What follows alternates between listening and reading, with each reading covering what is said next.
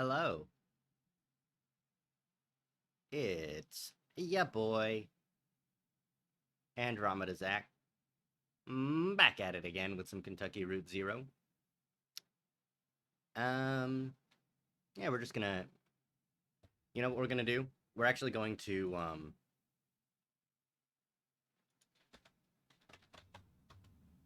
tune in really quickly to Pocky's stream. Oh, she's not live yet. Her 3D debut is coming up soon, and I did not know that when I made my tweet and my announcement that I was going to be streaming at 6. So, sorry.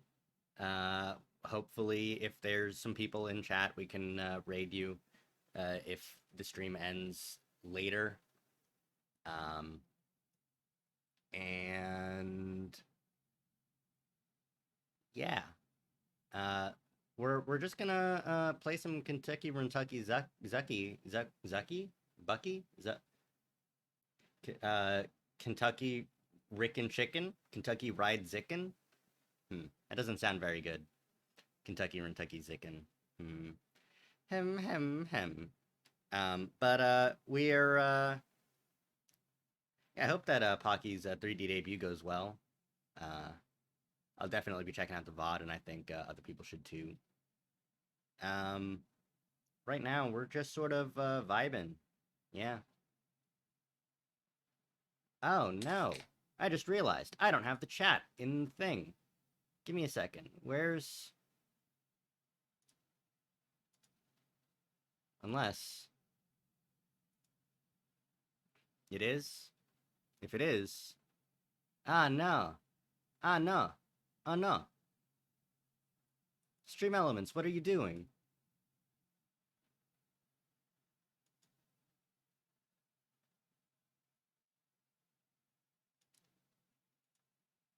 Well, this is gonna be a little bit as I try and fix this situation because the chat isn't showing up, and neither is the alert box.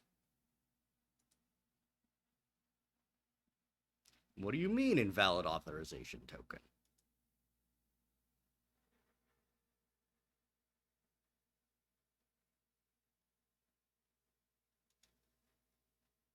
Oh.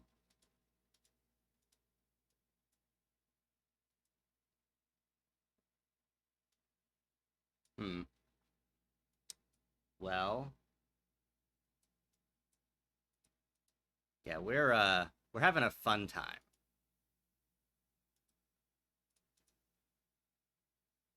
Um. Okay.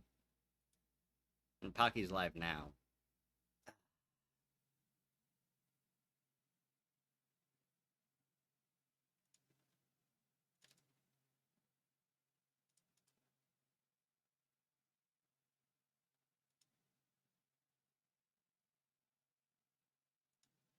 Okay, now I can log in.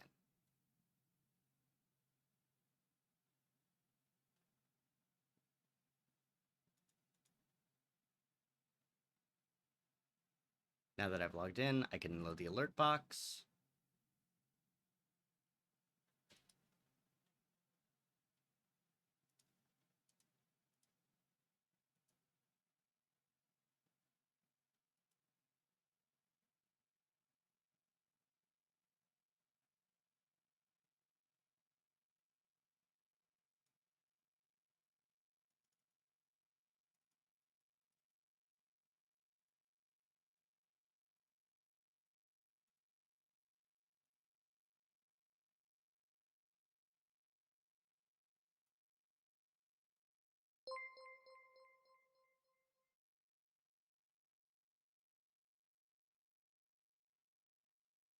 Okay, so the alert box should work, but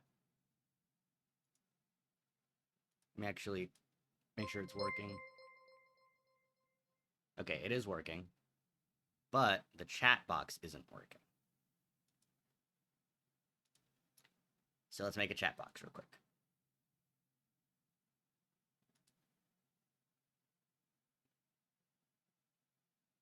Um,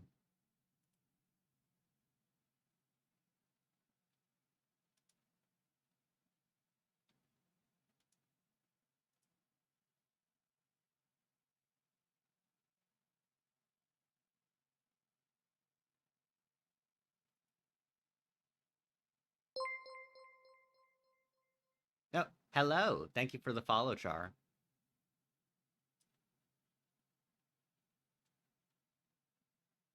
Um, I'm just I'm just fixing stuff because everything's a nightmare.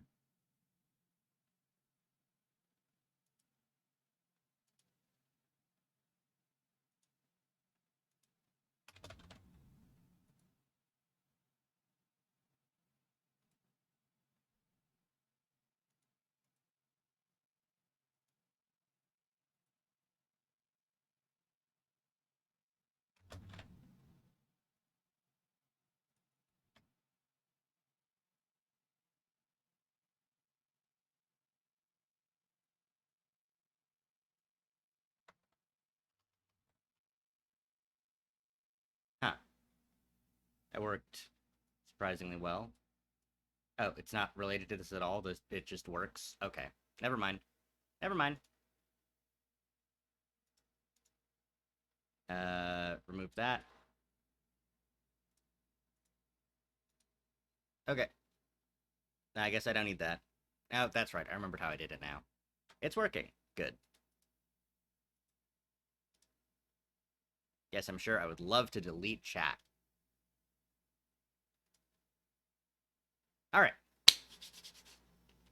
Now, it is finally time to get started.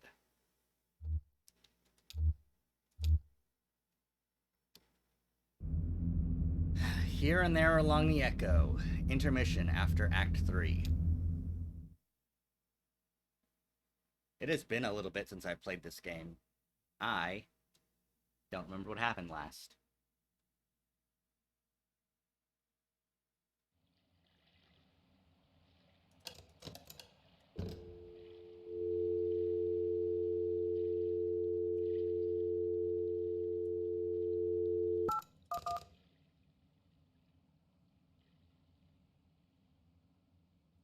Okay, 911 doesn't get a call.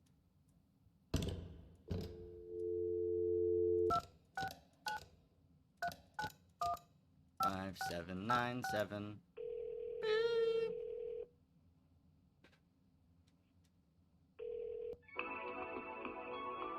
Ooh, we're on hold. I'm digging this. I like this.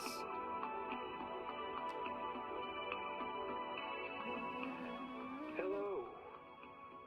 You have dialed into Here and There Along the Echo, a guide to the Echo River for drifters and pilgrims. All right. I'm a This drifter and guide also a is a pilgrim. public service provided by the Bureau of Secret Tourism. Oh.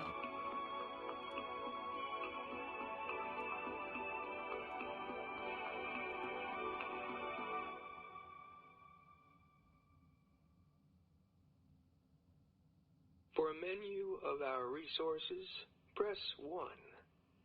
If you have an extension to dial, press 9. For more information about our organization, press 3. If you don't remember dialing this number at all, press 5. To hear these options again, press 0. The Bureau of Secret Tourism is I like to know more. supported by a generous population of river creatures whom I fix up and grill as necessary.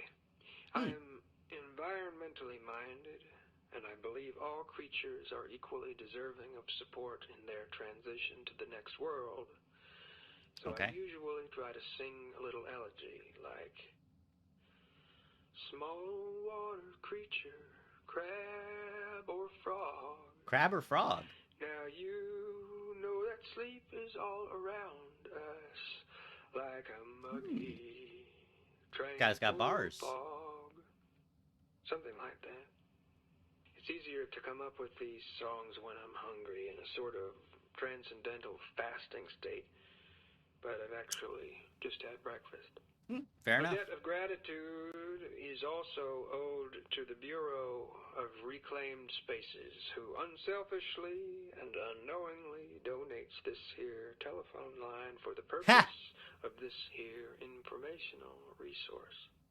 You can always find the latest secret tourism literature in any of our unmarked kiosks or any other old place it happens to lay. That's all I have to say about that. Hey, do me a favor. When you get a chance, call us back at extension 1928. You 1928. can press 0 now 1928. to go back to the main menu. Welcome home. Let's see, extension For was historical 9, sites right? along the Echo River, press 1. For a guide to the river's flora and fauna, press 2. Oh, it changed. For help identifying an unfamiliar sound, press 3. If you're holding a snake right now, press 4. To hear these options again, press 0. So, you're probably not in any danger, but why are you holding that snake? If you're involved in an exchange of some kind, press 1. If holding the snake is part of your spiritual practice, press 2. No. If you don't remember why you're holding the I snake, don't remember why I'm holding the press snake. 3. To return to the main menu, okay. What's the last thing you remember? Please describe your memory in as much detail as you are able, paying particular attention to any smells and sounds you may recall. Were you breathing through your mouth or your nose? What did the air taste like? And so on. Feel free to call again with extension 1618 and tell us the whole story. All right. Let's roll up our sleeves and get to work on this here snake situation. What you're going for is a kind of gestural conversation. Don't worry. I'll lead you two through it. All right. Give that snake a name and look her right in the eyes and say her name. I'm going to go with Delia for the purpose of demonstration, but you pick a suitable name. I'm going to follow pick... along with me here to the best of your I'm going to pick ability. Lucy. Delia. Snake named Lucy. Take it easy now. What if all of this is just a reflection of a reflection? Ooh. Now hold the silence while she processes that metaphysical curveball. You ever think about that, Lucy? Okay, what's Delia up to now? If she's staring right back at you, press 1. If she's wriggling around, press 2. And if she's just kind of limp, press 3. Nah, she's looking right back at us. Good. Now you've got her attention. Now, leading with your shoulder, slowly tilt your body to the left, always maintaining eye contact. Adjust your feet as necessary. You want to do a full rotation over several seconds. It's normal to feel a bit self-conscious. Try not to get tangled up in the phone cord, or next time plan ahead and I'm use spinning. the cordless. I'm spinning around. All right, where are we at? If the snake is breathing heavily, press 1. If she's curled around your forearm, press 2. I think that means she'll kill me. If her tongue is extended, press 3. I think heavy breathing. Okay. Gently raise your arm above your head. Ah. Delia should just slide on down and come to rest on your shoulder. Hey. There you go. Delia should be in a kind of a calm, thoughtful state now, so you can move on. Thank you, Lucy. Put that snake in some grass or something. Let Delia be free like a snake should. Bye, Lucy. And go ahead and wash your hands if you care to. I would. Welcome home. For historical sites along the Echo River, press 1. For a guide to the river's flora and fauna, press 2. This is the same... For help identifying an unfamiliar sound, press 3. Oh, it's slightly different. If you're holding a snake right now, press 4. To hear these options, well, if you're dialed into this here informational resource, then you're a certain kind of beachcombing, bat-calling sightseer. So let's take a driftwood inventory. I think I'd like to see a bat. For a diver's guide to underwater islands, press 1. Hmm. For forgotten places, press 2. Forgotten Places sounds For good. restless places, Hmm. press 3. For what little we know of the Iron Pariah, press 4. Ooh. For food and drink recommendations, press 5. To return to the main menu, press 6. I like a good snack, To hear these options but I think I again, like press 0. Forgotten Places better. For secret tourism, forgotten places are the vital spark. Hmm. Take no pictures here, nor souvenirs. Write no travelogues. We will discuss these places now in vague and qualified descriptions. For the town with no roads to it, press 1. For the silo of late reflections, press 2. Eh. For the monument to something that we don't remember what it is, press 3. I do like that. I like the I monument to something suppose we it can't must remember. have been an important event if we felt we needed to commemorate it.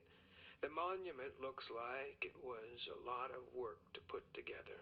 Mm-hmm. I wonder if it was a happy occasion, something we were celebrating and didn't want to let go of. Possibly. Or if instead it was something so horrible that Oh, we never no. wanted to forget it, for fear that we'd accidentally do it again. There isn't a plaque or anything. I guess we didn't think we'd need one.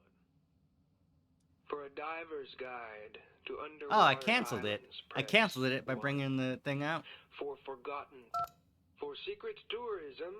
Ah, forgotten dang it. places Ah, that's on are the me. I just vital wanted to spark. interact a little bit more. Oh, I hung up. Cool, ready to go? Yeah, let's go. Well, could have learned more, but guess I didn't. Oh well. It is what it is. It be how it be. Alright, now Kate, what?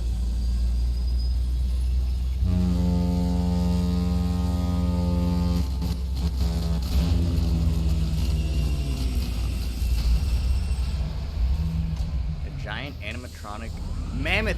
Right, we got on the ferry. I forgot about that. Alright, here we go. This is where we ended.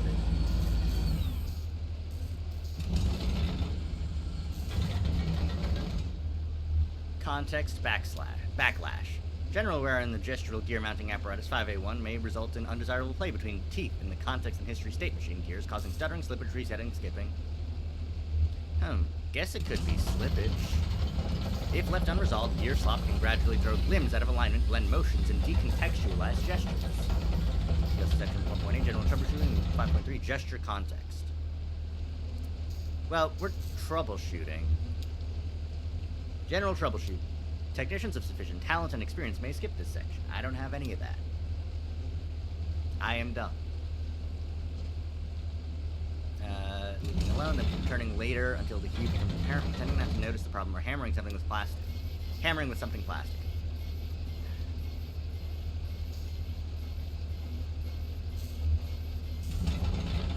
Maybe I ought to read it back to front. My savior. Our friend is here in a bad way. Any insight? Oh, it's Junebug. Hey, Junebug. I try to stay clear of high voltage these days. I don't at all blame you, especially down here, on the water, I mean. Sure, it's dangerous, but this is where she lives. And what brings you down to the Echo tonight? I always end up here eventually. River's like that, always has been. We picked you up at the Bureau tonight. Never seen you that far upriver before. Hope that doesn't mean you've been traveling on the Zero. Yeah, have you been there? The Zero? Oh no, not me. This old river rat steers clear of weird highways. I've been traveling this river for more than half my life, more or less alone. I think I've seen it change quite a bit in all those years, but I can't say for sure. Water has a peculiar way of making a person forgetful. Some nights I remember a place, but it's full of strange new people, and some nights I meet an old friend on an unfamiliar shore. I wonder what kind of night this is. Ep. Ep. Act 4, Scene 1.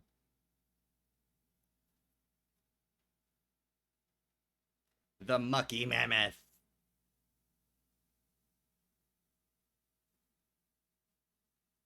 You're full of muck. Oh, oh.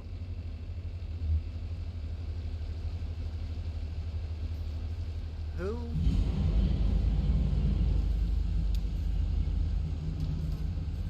I mean, I guess we'll talk to Will. Right, so this is, yeah, because there's the old hound. Howdy, Will.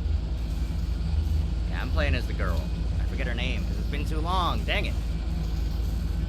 Were we on Molden whiskey fed? Oh! Wet gears. Wet gear? Shannon.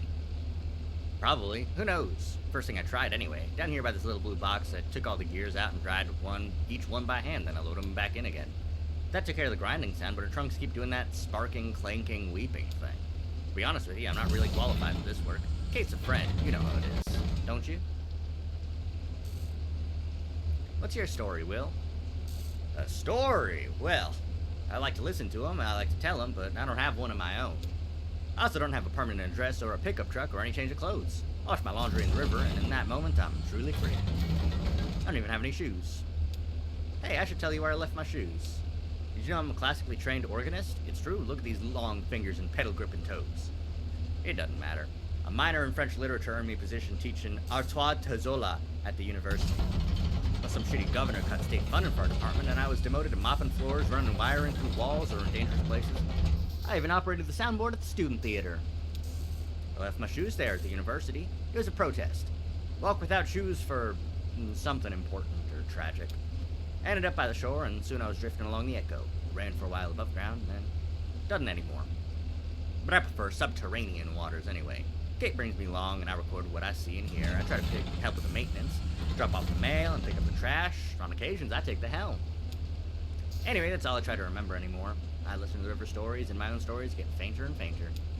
Oh, if you talk to Kate, could you ask her when she stops for gas, could she pick me up a scratch ticket? Thanks. Hi.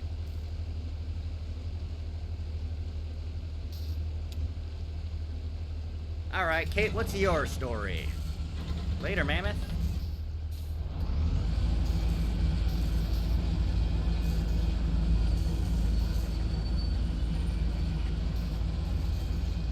Oh, you got your own dog. Hey, little doggy.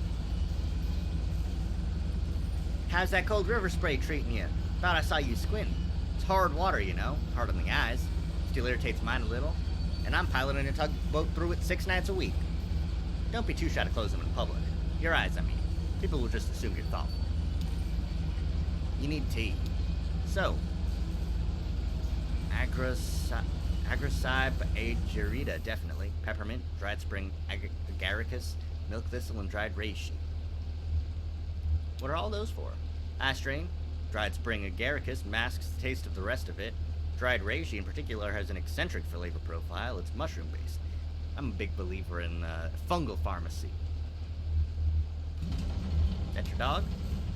Yeah, that's Valkyrie. I call her Val. She's rescue. Isn't she dignified? I've always thought so. Very dignified. Hope you enjoy the trip on our little mammoth. Take advantage of all the amenities. Fresh air, cozy bunks, hot tea, video room. There's some pretty interesting tapes down there, actually. Unusual, I mean. Weird. Watch out that VCR doesn't take your hands off, though. It's untrustworthy. What's wrong with the VCR? I could take a look. Oh, please do. I don't know anything about electronics. Maybe try a few different tapes. You'll get the picture. I saw you talking to Will. He's an old friend. Don't be fooled by that burned-out aura. He's a smart and kind man. I think his only vice is those silly scratch tickets. Speaking of which, we're coming up on our next stop shortly, refueling and picking up a few things. Well, eyes on the road. Haha. Oh. Ezra runs up to Shannon. Whoa, slow down. It's slippery up on deck. Do you have batteries? Yeah, of course. What for? Johnny said I could use his tape recorder, but it needs a battery. Oh, fun. Well, here's 4 different kinds. Surely one of these should fit. Thank you. I love helping out kids. They're always wild. Oh, now I'm Ezra. Alright, let's go. Inside.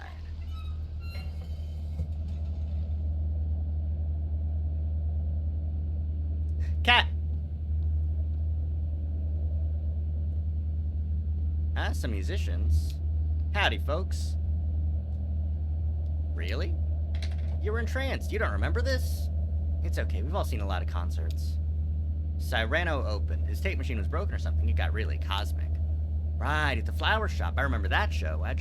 Sorry, Clara. Well, you have a second chance to hear it tonight. That was fast. Got the batteries? Let's see. Perfect. This one will do. So hit this button here to record. Hold it right here so you don't cover the microphone with your hand. Bet you'll find a lot of good sounds just around the tugboat. There's plenty of tape in there, so don't be stingy. Just record anything that catches your ear. It really changes the way you listen. For the better, I mean. Playing concert tonight? I could record that. Hey, Clara here came all the way from Lithuania just to do this Echo River gig. Haha, it's a tour. Tomorrow I'll be in Nashville, and then Atlanta, and then over to the coast. Brutal. Well, we're lucky she's making a stop. Johnny and I saw her play once, and I remember loving it. Johnny was moved. Speaking of Cyrano, it's his night at the rum colony. Kate said she usually stops off there. Well, that's ideal. I'm supposed to meet a lady there to look at some old engine parts about 3 hours ago. 3 hours goes fast at the rum colony, ma'am. I bet she's still there. I hope we don't stop there too long. My concert is soon. I don't want to keep them waiting. Nah, it's river time. Nobody expects you to be punctual. Hey, why don't you give that tape recorder a try? See if that cat over there has anything he wants to say. I often use found sounds in my music. If you find some interesting sounds tonight, you can help me out. Hey, cat. Hey, cat. Cat. Hey. Hey, cat. Cat. Hey. Hey, cat. Cat. Hey. Oh. Your arm.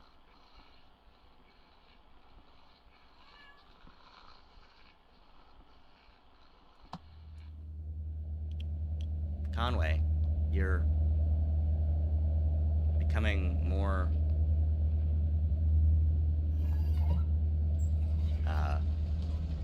you're not looking too hot, Conway.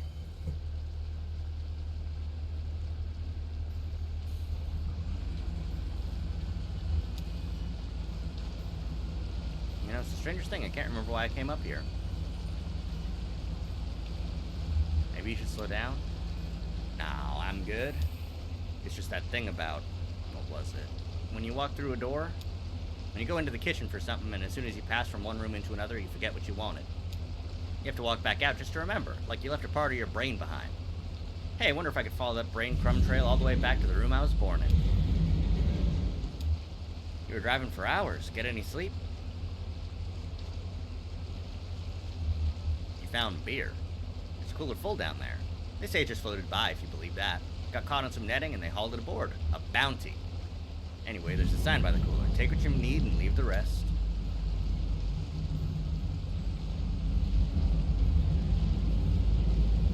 There's all kinds of trash down here. Could have fallen off the hall back there. I think that kid was playing on the trash barge earlier. Seems to keep himself entertained. It's good for him. It's important to know how to be alone. What's up, huh? You look like there's something you want to ask. Fine, you can ask it. One question. Do you really have to go to work at hard times? Didn't seem so bad, did it?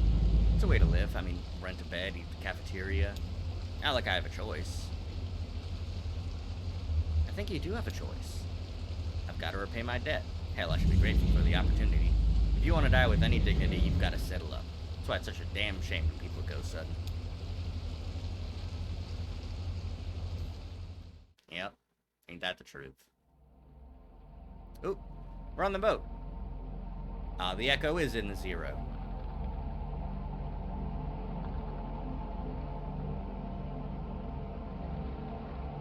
I'm sure I talk too much. Everyone on the server does. The problem is that we listen twice as much as that. We're only telling you half the stories we hear. Kate told me that I would have been a photographer. She said, you have an uncanny way of having been in the place at the time the thing happened there. That's the hardest part of taking a photograph anyway. That's fair to say, but it isn't true. So I know just about every story on this river. Most of them are picked up second, third, or fourth hand, and so on. Listen in, see? Now I know what you're going to ask, so I'm going to answer it. Yes, I'm sure they're all true. I personally believe a story gets more true as it tosses around from brain to brain and the whole community brings their insight to bear on the brittle facts of experience. There are a few Echo River stories I witnessed directly. Saw that big owl migration pass through. You might have heard about that. During that old train station flooded. Saw the ghost of Stephen Bishop brew up a batch of white lightning on a raft. Anyway, I talked to fuse failers who'd recently crossed paths with him, and I suspect sampled his wares. One night when I was working on the Monkey Mammoth, we picked up a gaggle of passengers headed down to a mail drop by the silo of Late Reflections. I knew a couple of them in passing, a pair of traveling musicians, whom I often encountered on the river. Others were strangers to me at the time, a young woman, a small boy, and an old man whose name I didn't catch. Oh, and a smelly old dog. Huh, that's us. We docked at a gas station so the mammoth could refuel. A floating gas station? Ezra follows. Ezra followed Junebug and Johnny into the gas station. He's good at being alone, but he likes other people. He likes his family. Misses them. A gas station.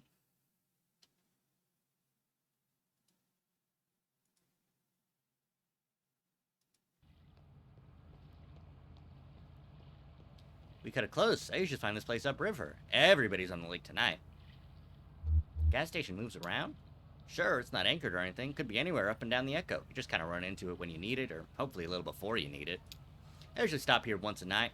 Though, to be honest, I'm not sure it's even the same one. Doesn't have a name or anything, and I never really pay attention to who's behind the counter. Anyway, it's nice to see you two. Most of my regular passengers must have gotten held up elsewhere in their journey tonight. It's that storm, I think. Look at him go. That kid has a lot of energy. It's gotta be past his bedtime or something, right? I don't think he has a bedtime. He's a maverick. Sounds familiar. Haha. You don't have any of your own, I mean. No, I guess not. I just realized you two come through here so often, we chat about all kinds of stuff, but I never thought to ask about family. We're all the family we need. That's sweet. So, how about that storm upstairs? Did you get caught up in it? I heard it kind of roamed around. Uncertain. I'm sure we'll hear all about it tomorrow. Flooding, property damage, probably killed a few tomatoes. It's got the river churning and everyone headed to the lake here, where the water's calmer. I myself don't mind navigating a choppy river. Not at all. I've got a good feel for it. Plus, it's better for fungal growth. High water consumes the cave moths, and their wet wings clump together into these little balls of nutrient-dense mushroom food. Jammed by the current here and there between the rocks, you never seen a mushroom grow like on a soggy cave moth carcass. Amazing. If I could get a day off, Val and I would be out there all day tomorrow to harvest. I mean it. They'll be ready by tomorrow. Mushroom will grow just as fast as you can pump water into it. Hey, you two headed out this way tomorrow? Maybe I could send Val ashore with you for a few hours. She's got a remarkable nose for mushrooms. We don't even need to know what to look for. Put a bag around her neck and she'll just bring them back to you. Yeah! No room on the bike for a dog, Cricket. She can curl up in the sidecar. I'll sit on my legs. So, now she get back aboard. No rush, I just want to brew some tea before we get underway. Headed into the station?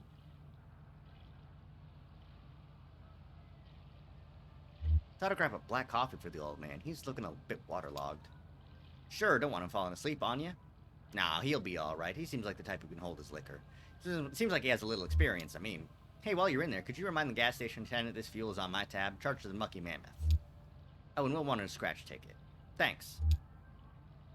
I think I'll just watch the lake for a bit, ma'am. Man, I love Johnny and Junebug's dynamic. Don't know why Junebug sounds like a robot, though. Looking for crystals? Snacks. Sure, we have snacks. We have... How about some jerky? It's homemade. Not by me. You work on the mammoth? I can add it to your tab.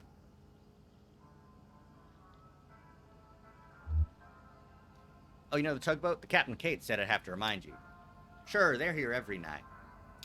It's okay, I have one of those faces. Forgettable. Does it bother you? I've learned to cherish it. There's dignity in being forgotten, letting the crowd flow around you unspoiled.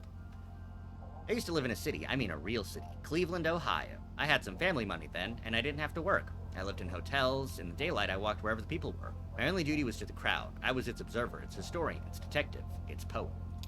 Well, the money ran out, and I dispersed with the rest of them. I took my duties with me here, to Lake Lathe and the Echo River. I live behind this counter, anonymous, invisible, but I live with dignity. And yourself? No, I don't think so. I don't blend in. And not so easy to forget, I'd say. I see now that you're right.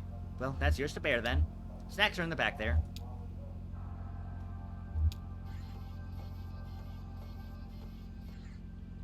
Junebug surveys a row of chocolates, licorices, cheese crackers, dehydrated bunch, reconstituted and colorized. That attendant is a trip. Anonymous, invisible, but I live with dignity, he said. Cartoonish pictures of vegetables through a plastic window in the packaging. She can see purified corn shapes colored like carrots, tomatoes, broccoli, florets, and a few white puffy discs that might represent potatoes. Who knows? What a depressing outlook. Somewhere in there is surely a preservative in case the rest of the process hasn't done enough to stop the flow of time. Oh, is that Conway? Oh no, that's the barkeep. Does Johnny ever feel like that? She turns the bag over to look for the ingredients, but only finds a marketing blurb inspired by real vegetables. Is it the barkeep? It looked like him. Shit, that floodwater washed you halfway up to sea. I was looking for you down by New Koningsberg, same as usual, but ain't nobody there. The river's deep as an elephant's. Oh, didn't see you there, ma'am. Pardon my language. What, elephant? Alright, you're no paper flower, I see that. Expect you must be Loretta. Enchanted to meet you. Sorry, I'm late. Is that coming on too flowery or something? Enchanted? Repeating it now, I feel a little silly.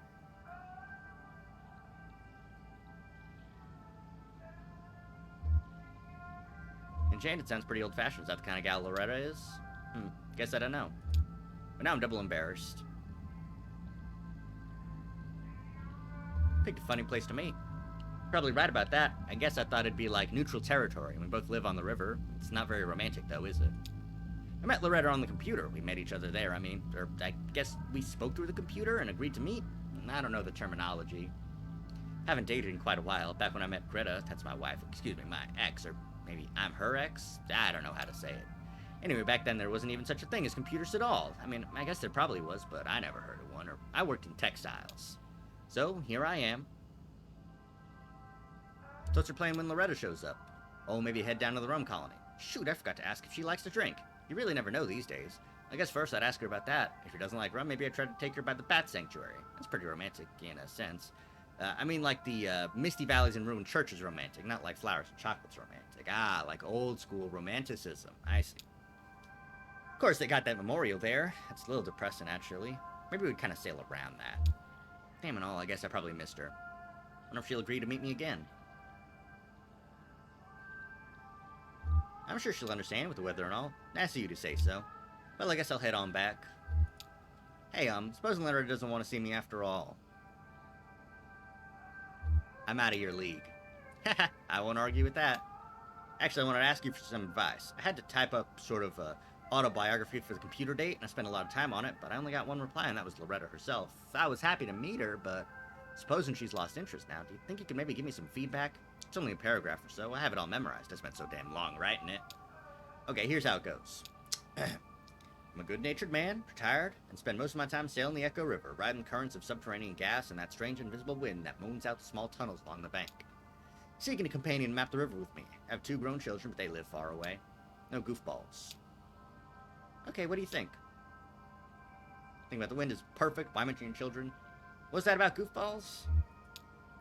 I mean, like, serious inquiries only. You might miss out on some really great goofballs. Haha, you may be right about that.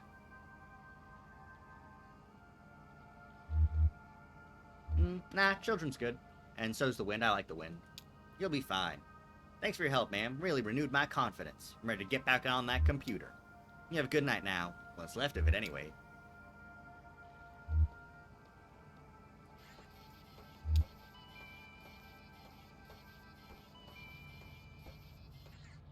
Alright, Johnny and Val. Sorry, Cricket, nothing good on offer. Not even those little gummy pomegranate seeds? I didn't look. It's okay, I'll go check. Wish me luck. Look.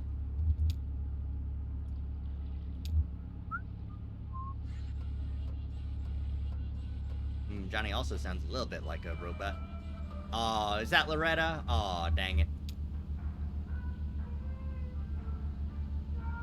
Did my Johnny tuck your ear off out here? I expect there's some things he can only say to animals.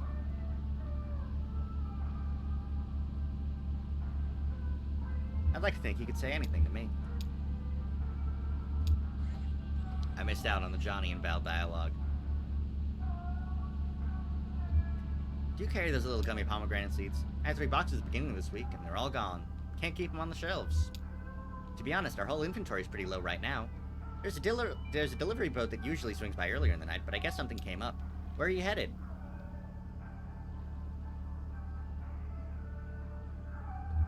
Helping some new friends make a delivery, or along for the ride anyway. Well, even if you're not doing the heavy lifting or navigating or whatever, a passenger contributes to a journey too. I never travel, but I do love travelers. That's what I like about this job. The travelers come to me. Meet some interesting people? I wouldn't say I meet them, but I do sell them gas. Well, let me know if I can help you find anything. Al? Glory! It is good to be among friends! Suit yourself. Wow, I should take a page out of your book, man. I'd give you any advice I could, little guy, but I think the most important thing I can say is... Glory. It is good to be among friends. Helps to keep things in perspective, I guess. It's a ritual of remembrance for me. Tonight particularly so. It's my birthday. I'm 5 years old. You know why I say that? Well, I'm gonna tell you. 5 years and some days ago, I set out on the Echo River, alone, or so I thought at the time. I was looking for an ice floe. There are occasionally room to travel our humble artery on their way from who knows where to who knows where. Who knows why? It's a mystery. An hour into the journey, my lantern gave out. Now I always carry 3 or 4 spares. You'll never catch me in the dark again. Lesson learned, buddy. But that night, when that lantern went out, I was stuck in the dark. I kept my arm extended, running my fingers along the cave wall, trying to keep my bearing as best I could, and at least make sure I wasn't going in circles. I just prayed I'd find another traveler who knew his way back to the lake or above ground, or even just a crack in the rock to get a glimpse of moonlight. I had a large bag of apples with me. After a long while, maybe a day, I was getting weak, so I took my hand down from the rock to tear the bag open. Well, when I reached back out, I couldn't find that cave wall anymore, or any other. I was totally unmoored, buddy, totally adrift, and it was so dark. I started counting the time an apple's eaten. I drifted in despair for 4 apples. Then I schemed and planned and dreamed for 2 apples.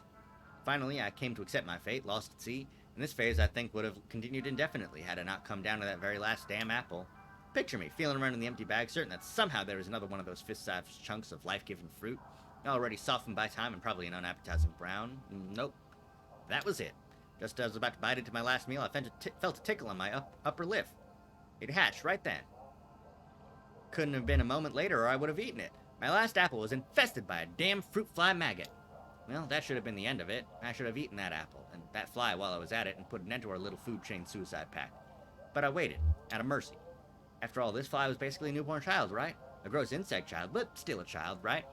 Born into darkness and famine, hungry and alone. I mean, can you imagine that? No other flies out there on that boat, and never would be. No other flies to welcome him into the world. I mean, no fly culture, no fly society, no fly history. True orphan. Started to get depressed just thinking about it all. Worked out a thick tear, I'm not ashamed to say. But that fly landed on my cheek right under my left eye, right on that salty teardrop. And then, blind and glory, his ass lit up like a candle. That wasn't a fly, buddy, that was a damn lightning bug. So that's how I'm here today with you folks, only because I found my way out of the strange river cave by the dim-lit rear of some orphan insect hatched out of my last rotten apple. Glory, it is good to be among friends. I think you're crazy, boss, but, good on you. Definitely meet some interesting people on the river. Alright, Junebug, they didn't have any of those, pomegranate seeds, unfortunately.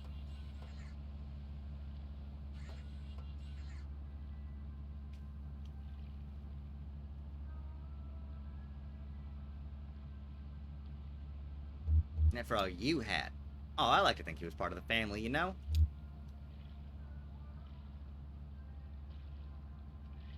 He seemed more like a cat to me, the attendant, I mean. Oh yeah, I can see that too.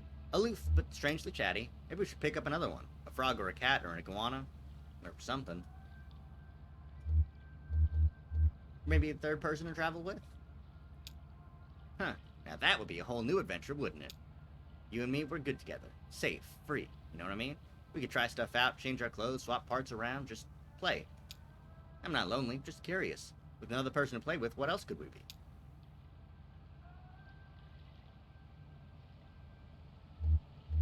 We can keep it in mind. Let's not rush into anything. Yeah, you're right about that, ma'am. No rush. Oh, that's Kate. Time to hit the road. River, I mean. Love Johnny and Junebug's dynamic. See that small brick building? It used to be an upholstery shop. Now it's inhabited by a very skilled taxidermist whose art is greatly in demand. When it was an upholstery shop, it didn't seem nearly as much business. The old shop's name has been lost to time and weather. This was decades ago, and the only trace of it now is the grayed frame of an old sign behind the new lettering, which reads Trapper, Stalker, and Sportsman. And then below, smaller, no specimen too exotic, no arrangement too fanciful. Police is arresting an artist. Owned by her aunt Ida. Busy with other endeavors, mostly the restaurant they run on Lake Leith. Lave.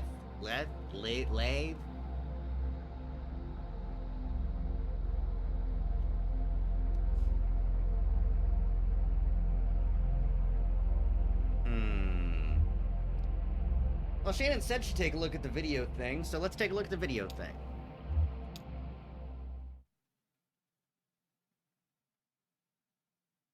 Act 4, Scene 3.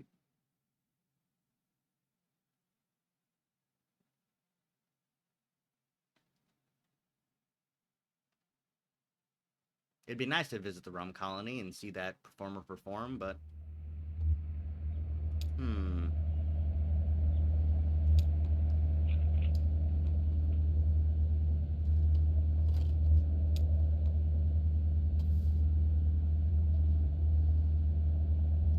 Stickers piling up on their thick spines. Funeral thing.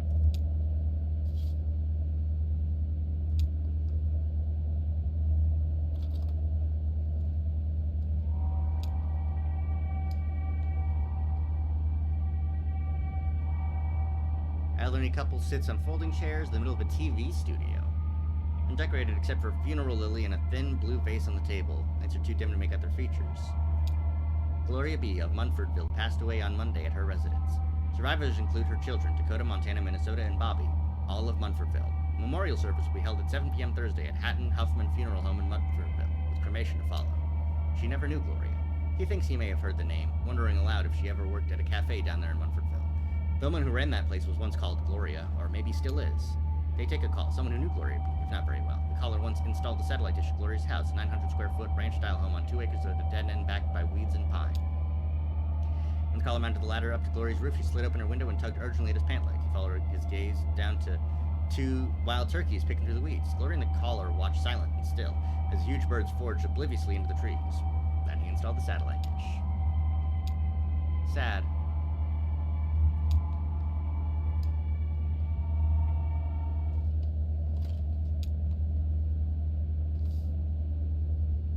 Love these little guys.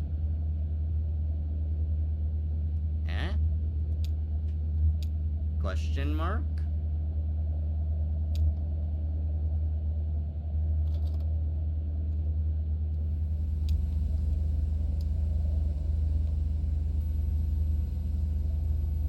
An awful hum. It seems to start before Shannon even hits play.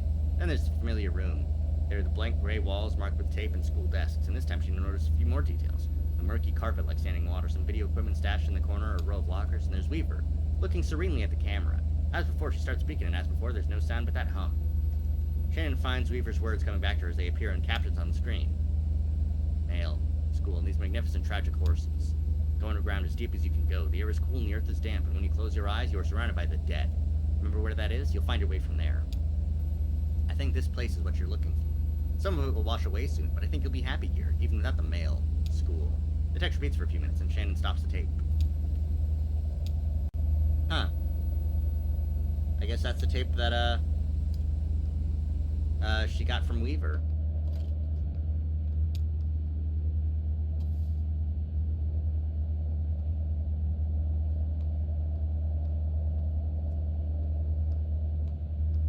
How you doing, Blue? Cat?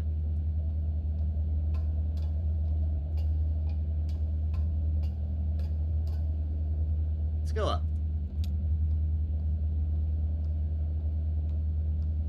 Let's take a look. It's in a book reading Rainbow. Whoop. Horseshoes. Oh, is it drumming night tonight?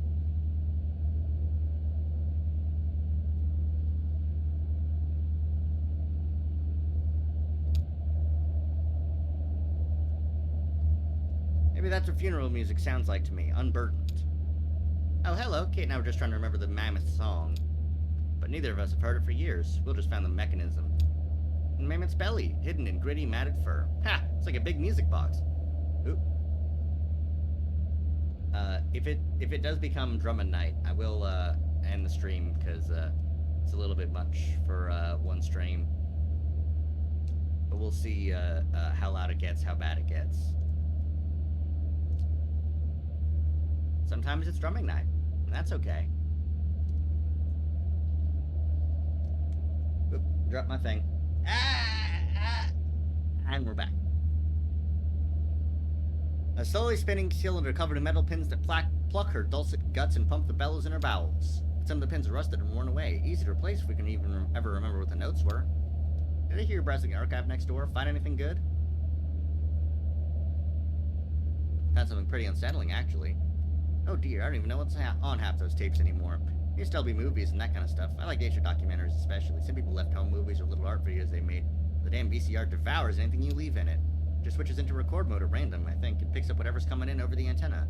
Of course, the only station we get down here is that WEVP, community TV, you know? You got that shows with the gentleman playing banjo in his birthday suit. I'm sure you've seen it.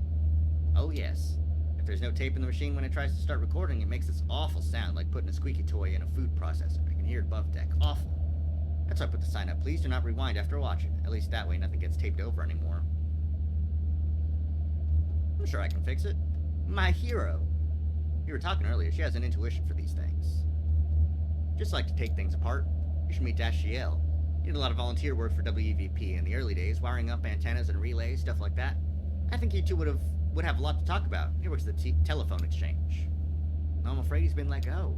Oh yeah, that's odd. He still takes the ferry to work every day. I'm sure he's at the telephone exchange right now, in fact. I dropped him there a few hours ago. We're stopping at the telephone exchange again shortly to deliver their mail and pick up their trash. You should go ashore when we do. Ask for Dashiell. I will. Thank you. Damn, I wish I could have seen what the rum colony was like. I rarely miss a chance to lounge on the beach around the rum colony, but I don't find their signature liquor suits me, but this time I like to stay aboard and shoot the breeze with Kate over some mineral water. Still, I heard reports. I heard the old man went a little deeper in his cups. Not at all surprising, he seemed to have some momentum, and Patch mixes up some pretty magnificent drinks. Dang, Conway's getting more and more plastered. That alcohol, it'll do it to you. You'll just start drinking. Oh, we're talking about the rum colony. I should tell you about Patch. He's a bartender, general manager, creative director. I guess that means he books the music. Pretty much runs the place for the past 7 years. A lot of folks assume he owns it, but that is not the case. Rum colony is owned by a dead man named Vernon. Technically, it would be owned by the power company, who once bought a sizable interest from Vernon as part of the state-sponsored investment program. But a clause in that arrangement requires them to keep their hands off the day-to-day and most of the profits so long as Vernon walks this earth. The upshot of all this is nobody came forth to identify the body. Patch is a good guy, though. Kind, trustworthy, and he mixes a strong Mai Tai, if that's your thing. Huh. So nobody identified Vernon's body, so nobody ever said he's dead, so that means the power company doesn't get their grimy little hands on it. Good stuff.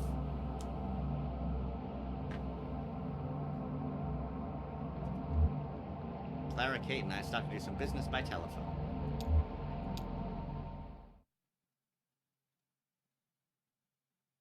Like I said, I wanted to get off and meet Dashiell, see what that whole thing is about. A phone!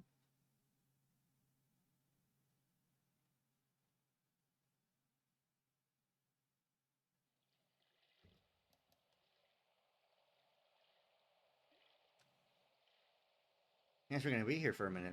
Looks like they have a few calls to make. What are you gonna do? Yeah, that's a good question. I just thought I'd stretch my legs, you know, on firm ground. Didn't realize this place would be floating on barrels. Back when I was driving long hauls, that's the real big trucks now, I would sometimes wouldn't leave a cab but to pump gas. Took my meals in there, slept in there, changed my shocks in there, you know, the whole thing. So one time I was hauling a bunch of big spools, telephone wire, I think, actually, up from California into Washington State. You know where that is? It's way out, on a map, it's kind of the left of here, more or less. In between California and Washington, there's a place called Oregon, and you can't pump your own gas there. They have a guy who does it, called the gas jockey. You better not even open your door, or they got all suspicious. Drove through California and into Washington, and I refueled in the middle in Oregon. Yep. It looks like only a couple of the beats are coming through. If it becomes a problem, go ahead and shout out in the chat, and we'll try and deal with that. Um, Give me a big old kiss on the chin right here. What I'm saying is, hell, I forget. What am I talking about? Watch your step getting out of a truck. It's important to take breaks. Exactly. Don't forget that. Don't say I never taught you anything. Well, guess I'll head back aboard. Might see if I can find any of the good stuff stashed in the... Maybe in the spice cabinet? Maybe in the medicine cabinet? That's where it belongs. Hell, who am I talking to? Don't listen to me, kid. See you in a few. Later, Conway. Oh, yeah, he got absolutely busted up on the Mai Tais.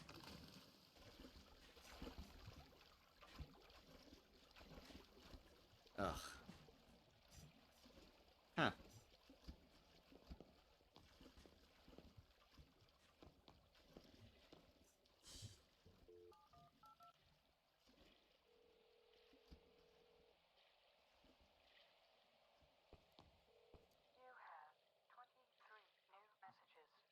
Huh. I remember going to a house in a rustic county, Maine. I was two.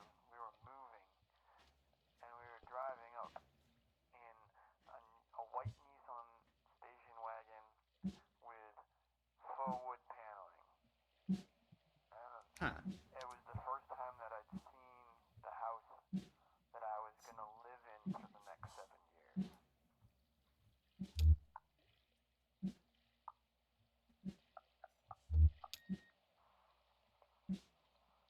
Being Be- washed in the bathroom sink.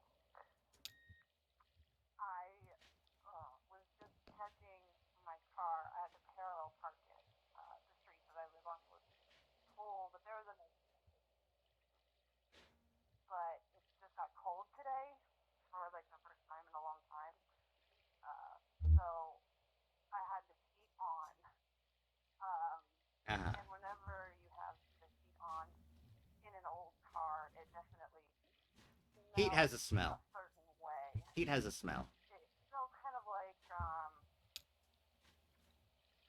it almost smells. You can like smell that it's hot, and you can feel it too. But the smell that it is like from the car itself, like from the engine. And there's been a lot of smoking going on in that car, so it's not exactly a pleasant smell, Yep. but it's definitely strong. Yeah, cars smell hot. There. Cars And smell with hot. the windows down, you can also smell that it's cold. So you get both, and that feeling together is super familiar if you've been in old cars a lot. Anyway, I was parking, and I had to go in and out about it like 3 times. But when I Ooh. finally Oh, that's the best. parking, it was I don't parallel park all that much, but oh, both wheels against the when I curb, do, and and it's just that's so when good. I had like double memory. When I first learned how to drive, my mom taught me how to parallel park. She told me the story about her dad, who was a motorcycle cop, taught her how to parallel park. And every time she parallel parked, she would take out a dime. And if she could fit the dime between the wheel of her car and the curve of the street, then she had to do it again. She didn't do that for me, but every time that I got upset about having to do it again, she would tell me that at least I didn't have to be a dime's distance away Yeah. from the curb. Yeah. I learned how to drive in the fall, and I got that smell a lot during that time. And I don't know when my mom learned to drive. Oh, probably going to school. I can't sleep because the trees are scraping against my window, and it reminds me of a tongue scraping against my skin.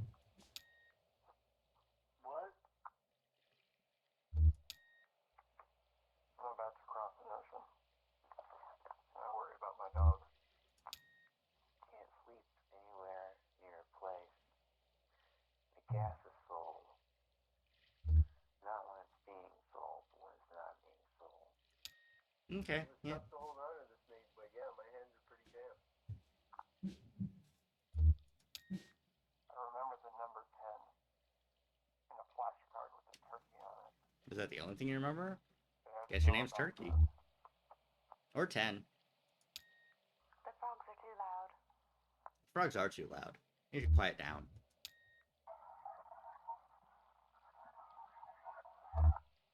Call that music? Um, not a whole lot. I guess I was walking. I was in a stroller in Treetop Park in Florida. Huh. My mother accidentally pushed me into a spider web. I freaked out a lot. I think that's the first thing I remember. We were sent for. I keep hearing these noises whenever I close my eyes. It's like bells ringing. But the bells aren't metal bells or ceramic bells or the kind of bells that you normally hear. They're like this weird. I can't even describe them. It's weird. It's Resonance. ringing resonance. And as soon as I close my eyes again, there's nothing. I remember driving across an old dirt road. My birthday at the party at McDonald's in Hawaii. I got a toy that I didn't like. I broke it.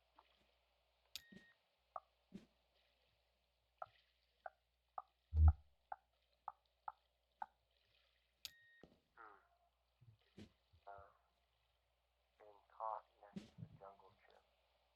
I was crying so bad. So why is he getting messages about people's first memories? Or is he listening to stories? Is he collecting these stories? Seriously? Alright.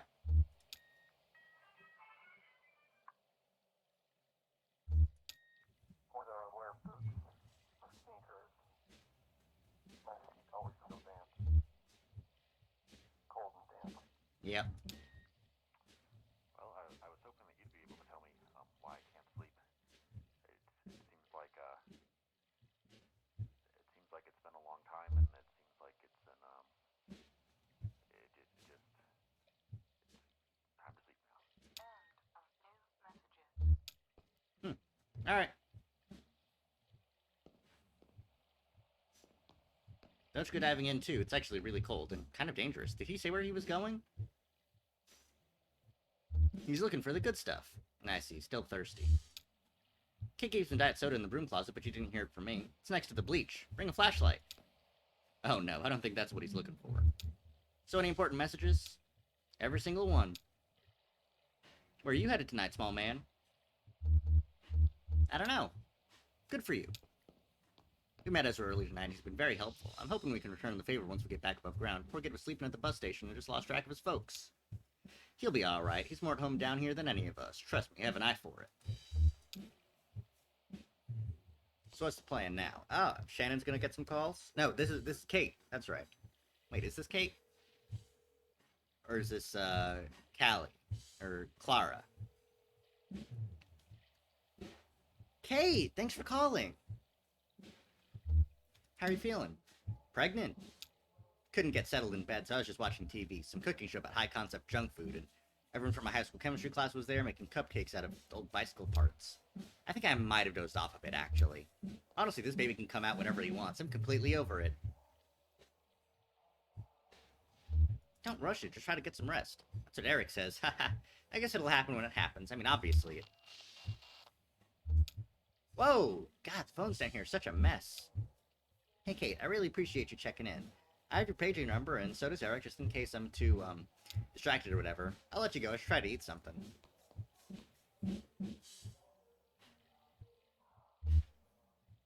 Try some of that lichen oil I left. It'll just to help settle your stomach. Okay, thanks. Maybe I'll just chew on some ice. Talk to you soon, Kate. Hopefully. Alright, later, Kate. Just checking in on a client. Did I mention I'm a birth doula?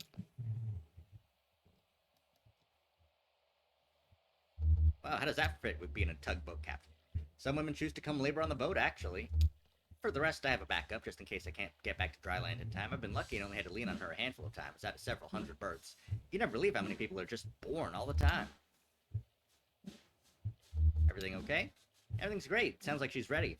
Some women just know. It's amazing. Others are caught totally by surprise. Your friend went back aboard? He's been drinking a bit. Oh, I should have pointed him towards the head.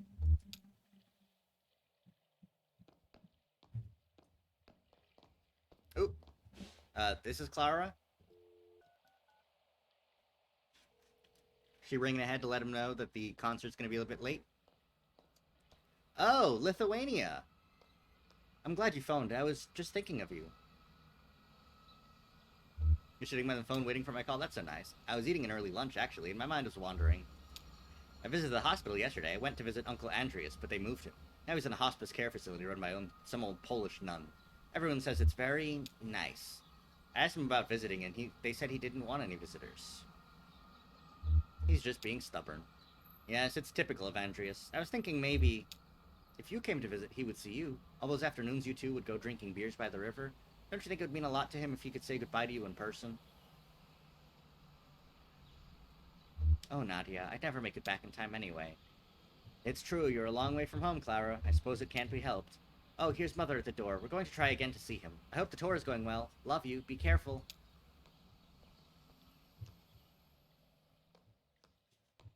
My sister back home. She's very depressing to me this morning.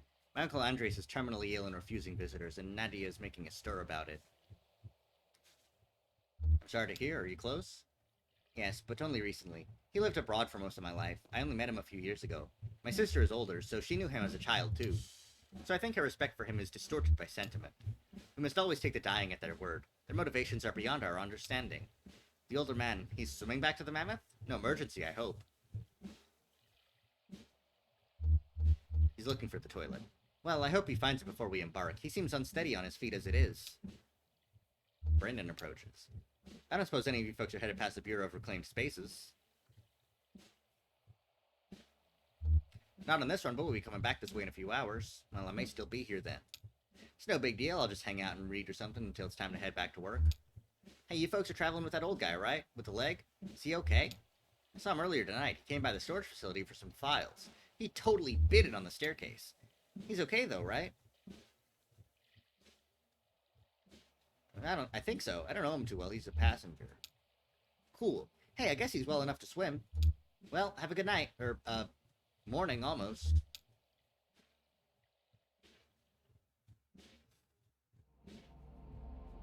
Onwards and onwards.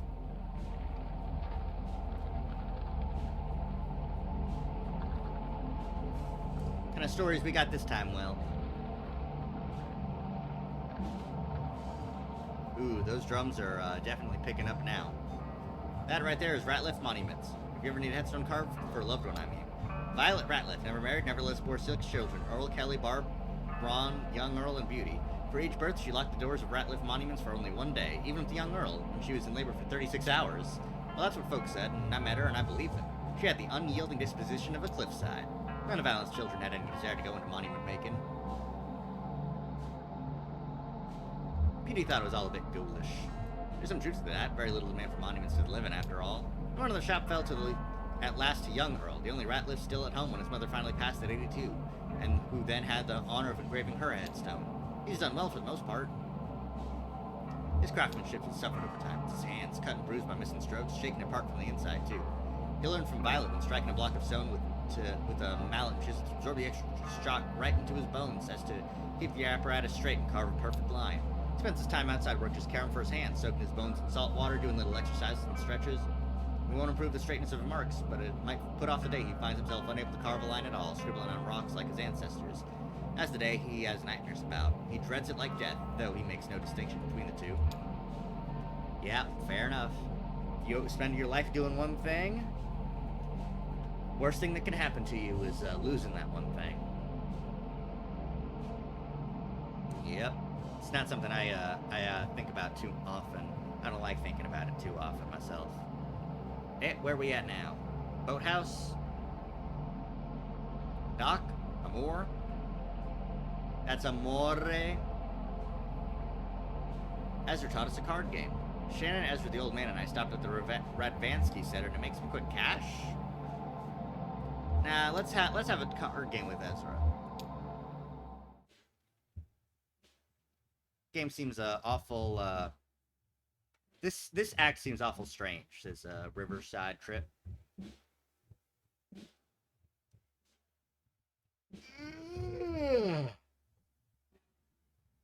Me.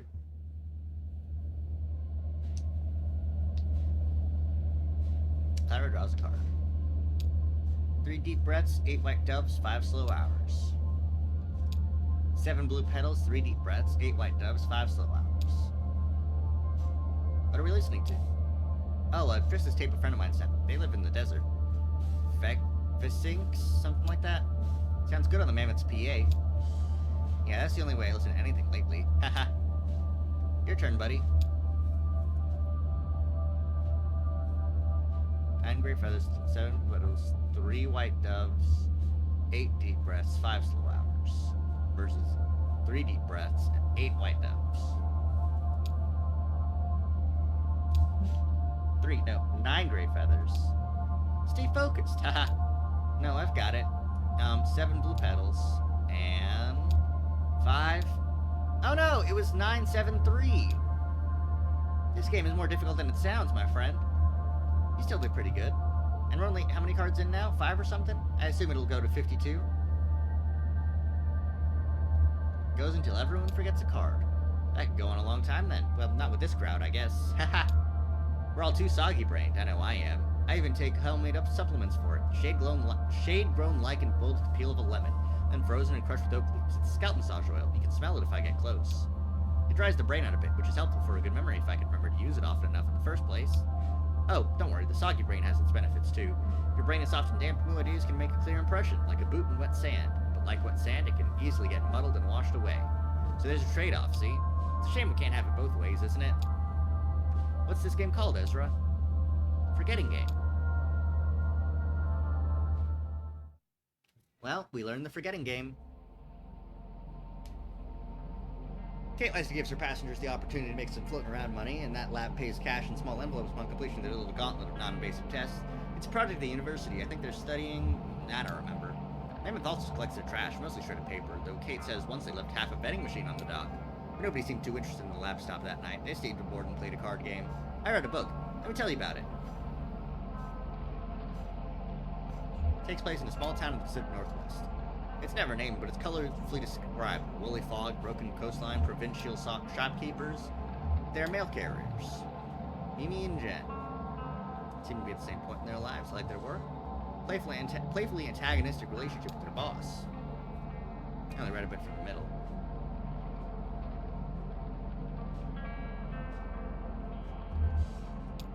I don't know what the event was exactly. I guess I would know if I'd started at the beginning like the writer probably meant me to, but I've never found that way of reading suited me very well. Death of a loved one, I think, something like that. My life's work as the Echo River's premier anecdotalist, I've always found that a carefully excerpted moment is more powerful than any epic history. It's my excuse anyway for reading books from the inside out. So I stopped there, my eyes were getting heavy. We were headed back to the lake, and a chance encounter with the Iron Pariah. Yeah? Where's the Iron Pariah? What's that?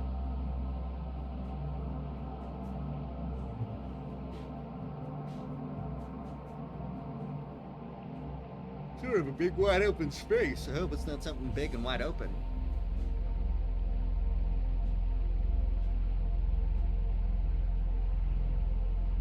Oh, oh.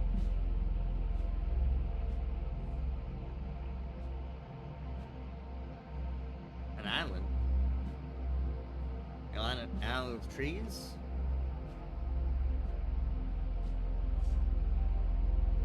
Oh, yeah, Ezra helped Kate forage mushrooms.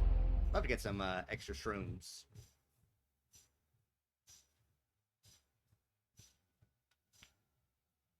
Yeah.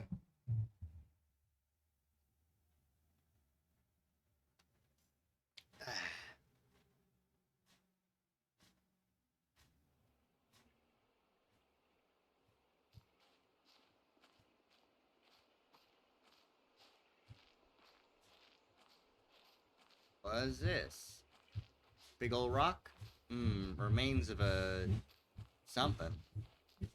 Ooh.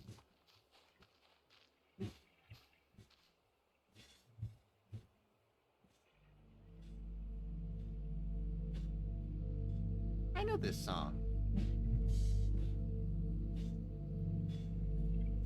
I think, isn't this the song that the Rasputin video is set to? No. There was some music video that I think I like the music video for this song.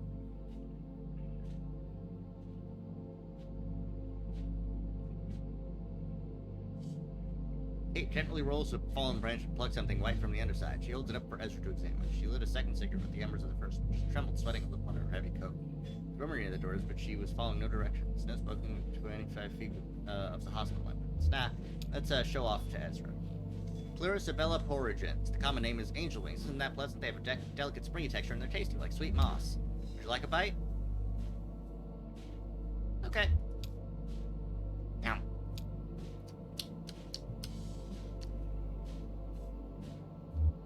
I think I got a bug. Oh, lucky you.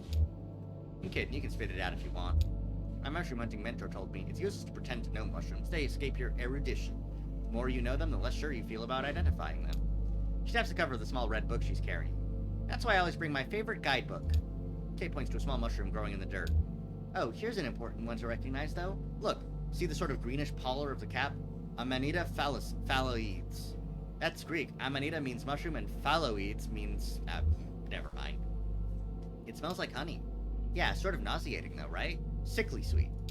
Death cap, that's the common name. It's killed a lot of people, this little mushroom, including a few Roman emperors. It's a revolutionary. Haha! Even the Buddha died from eating a mushroom when he was very old. That's just what they do. Clear away old things, make room for new things. Pretty important, right? I've always thought they deserved a little more respect. Would you like to help me look for a few more? I have sort of a shopping list. Great, look for... Actually, just grab any mushrooms that catch your eye and then throw them in this bag. Let me know when you're done and we'll see what you've got. Have fun! That's the second rule of mushroom hunting. First rule is ask Kate before eating anything, okay?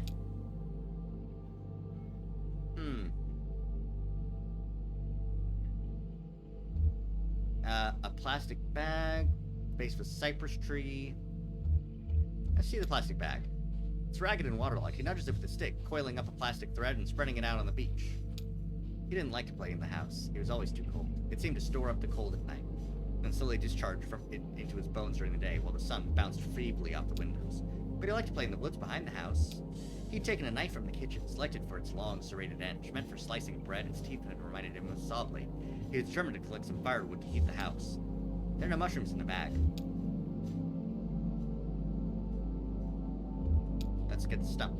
The stump is ringed with overlapping shelves of mushrooms striped brown, blue, gray, white. A caterpillar crawls along one of them. He didn't have any friends nearby. None of their new neighbors seemed to have children his age. So he played alone in the woods. Alone except for the deer. The caterpillar shuffles listlessly across the mushroom. He seems to be dragging several of its legs. An odd brown-black thread protrudes about 2 inches out of its head. He saw strange lights in the trees, flickering purple. He kept going.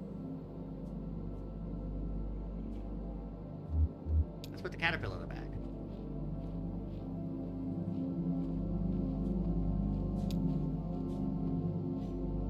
So she stood by a hot dog cart parked at the edge of the sidewalk. Tripped on a protruding root and lay for a while in the mud, examining the pale upper branches of the sycamore tree, listening to the soft rumble of a faraway thunderstorm, then louder, closer, and his hair stood on end. Kate tries to wipe some mud off on her boot. Oh, you got one? Let's see it. Ezra hands Kate the caterpillar he found on the tree stump. Is this a caterpillar? Oh, I see. Did you get a look at this black thread coming out of its head? That's actually a fungus. It grows in the caterpillar, eats it from the inside out, even changes its behavior a bit. They kill for these in Tibet. I don't have much use for them in my line of work, though.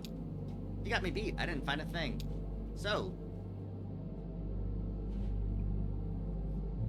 you have a brother out there somewhere? Julian, he's gonna come find me in the morning after the work is done. Yep, we worked pretty hard. We used to spend part of each night looking for my folks, but now we pretty much just work. But maybe that'll change now. I have some new friends. Do you have a family? I almost had a baby once.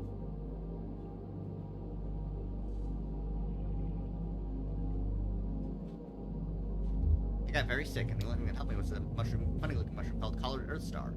I've basically been on my own since then. Well, that's not really true. Just about everyone who sets foot aboard the Mucky Mammoth feels like family to me now. I guess if nobody's family, then everybody's family. These are the only trees in this whole cave. Who planted them here? Right, not many trees down here in the dark. Months later, she came across a book on homeopathic medicine in a used bookstore and bought it. She thought it was mostly bullshit, but found the author's notes on the unpredictability of mushrooms immediately compelling. Spiritual, even. I know these are some kind of cypress, and they were definitely planted here deliberately by someone who, I guess I don't know much about this place, really. It's supposed to be some kind of memorial to something. She started collecting mushrooms on hikes, never eating them, just collecting, identifying, and discarding. Eventually, she connected with the Lexington Mycological Society and began to study in earnest the medicinal uses of fungi. Will would know more. Sorry, it's a mystery. It's a mystery. Ezra kicks the dirt. Examine the large stone monument. I'll search for clues. She put out her cigarette, said goodbye to the hot dog vendor, and spent the rest of the afternoon listening to doctors and trying to understand the world as they did. His list of discrete injuries to be mended. Inspects the lichen. Colorful lichen coats the surface of the monument, mixing with painted graffiti, in some places indistinguishable. The tree smells spicy, oily. A message is carved in the bark. Ozzy. Oh. Ozymandias. Look upon my works, ye mighty in despair. For I am Ozymandias, king of kings. There's some weird colorful moss growing on the stone-faced monument.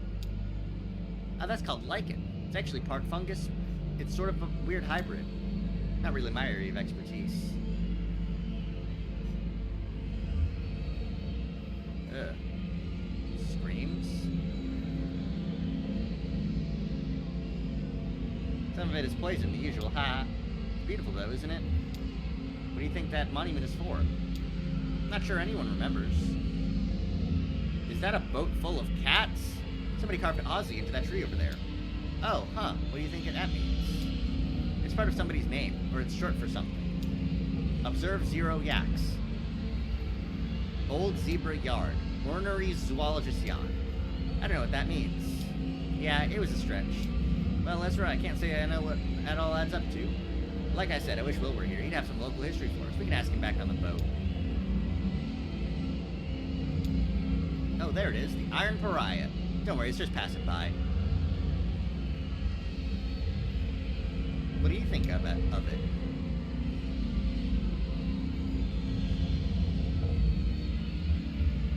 Is it full of ghosts? Oh, I don't know. Probably. I mean, no, definitely not. You don't believe in ghosts, do you? They seemed alarmed, not immediately concerned. They led him back to the house, past the house, into the car. They said they were going to stay at the bus station for a little while, or with the little card with the card game he liked. Dad watched him closely in the rearview mirror, expecting Ezra to be excited or confused or scared, but he didn't feel anything. He hardly seemed to hear. No. I've never met a young kid who really believed in ghosts. Lots of older people do, though I wonder why that is. In fact, it felt like he was observing the family car from a distance, from far above, from the clouds.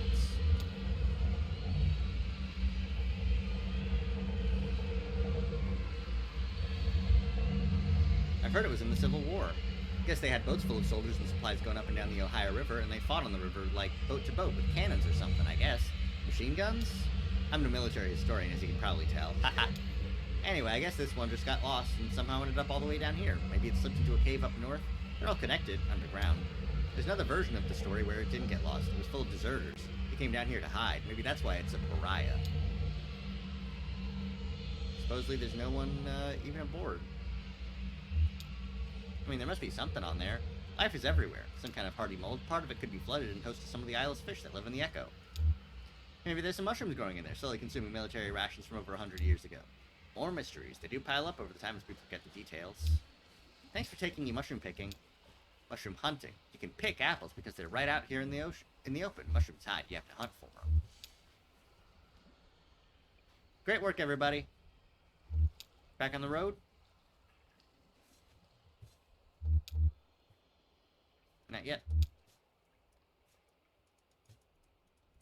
Oh, there's nothing else to do. I just was clicking on stuff to see. Time to go. further along the Zero. See where we end up. Or the Echo, my bad. See that rough circle of rocky protrusions near the shore? More intricate than it looks. More than 2/3 of it is actually underwater. I haven't seen it myself, but listen to this. It's man-made, and the rocks weren't placed according to their size, so what's visible is more or less uniformly random selection of the overall shape. Looks like it might be a spiral, all told, or maybe some kind of meditative labyrinth. At the head of it is a petrified oak stump. That was moved here from above ground, of course, decades ago. It's where the ceremony took place. The Lock-Locks were married here. Many frail-tongued observers said they should just go with Lock or Luck, and split the difference with Look, or even Lick, or really anything else, but it was never going to happen.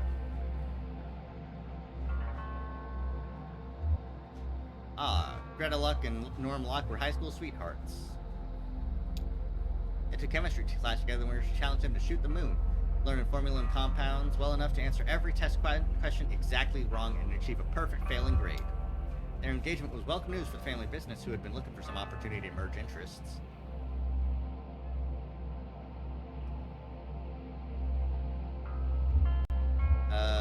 Printing press and bicycle couriers. The natural next step was to start a local paper that would become the Echo River Evening Record. The ceremony itself was humble and perfunctory, and it must have somehow involved these rocks.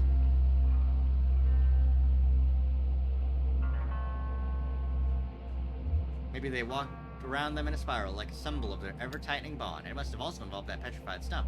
Neither family is particularly religious, but rumors persist that the officiant wore a robe. A lot of petrified trees down here. Mushroom stew or, Ooh, the telephone exchange.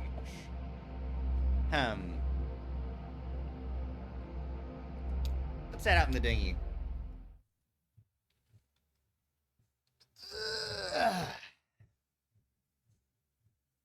Scene 7.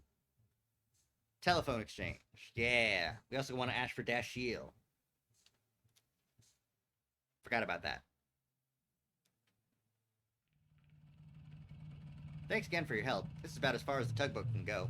You know, noise and lights disturb the bats. I usually send Will, but I thought you'd like the chance to meet Dashiell. He's the guy who worked at the TV station, WEVP.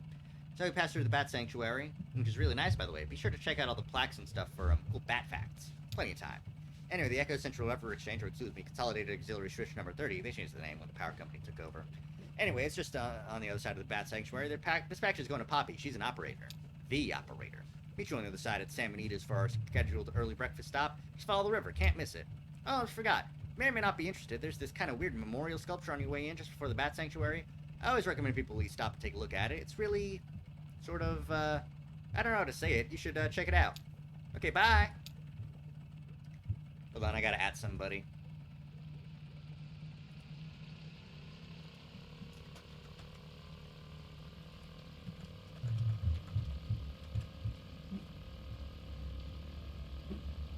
Oop, keep the lights on, thank you very much.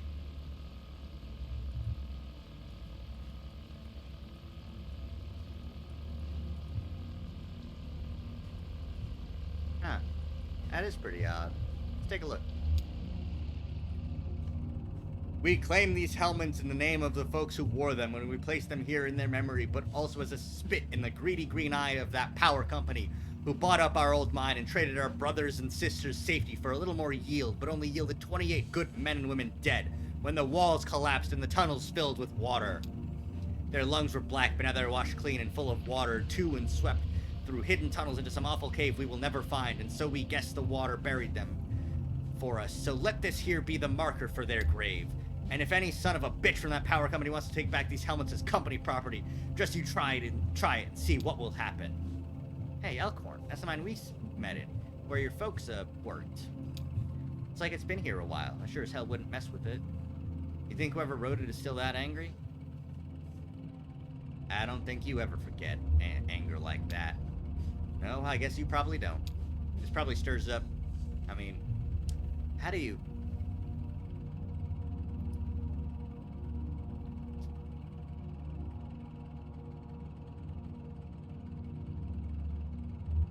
I'm glad this is here. People should remember this happened. Well, here we are remembering, and I didn't even know it in the first time around, but here I am remembering it now. It's a fine memorial, I guess.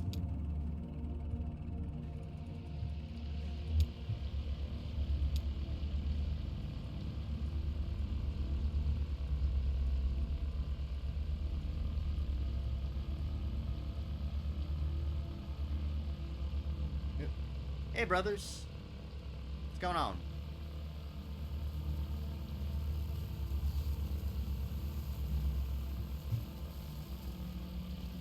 Hi. Howdy do. What? You're looking at me like I'm crazy. Haha. Are you feeling okay? Oh, sure. It doesn't hurt anymore, my leg. Just kind of numb, like it's not there. My shoulder, too, actually. That's an old one, though, from an accident. I'm lucky I just had some nerve damage there. Probably should have been a lot worse. You know, those guys from the distillery are just making the best of a bad situation, just like the rest of us. Hey, one of them said to me earlier they could even help me take care of these medical bills for my leg, you know? Get it all together on a plan. Consolidated. What? When did you talk about them? Hey, maybe if you find her, maybe Weaver could help you out, get out of this thing with the distillery. She has some experience with them. Oh, sure, could be. Anyway, I have a feeling it'll all work out. Even for me. Hey, why not? Seems like we're getting pretty close to finding your cousin, right? And besides that, you're young and smart. Plenty of time to bounce back from... whatever. Listen, that old truck I've been driving belonged to my old boss, Ira, Lysette's husband. To be honest, Ira didn't like me very much, but somehow Lys got it into her mind that he would have wanted me to have that truck someday. Maybe to make up for all the yelling he did, or maybe so his ghost could hold it over me. Just one more thing to feel like I owed him for. Anyway, they got their own trucks at the distillery, and now that the antique shop is closing up, I've got no use for that old truck. I was thinking you could take it.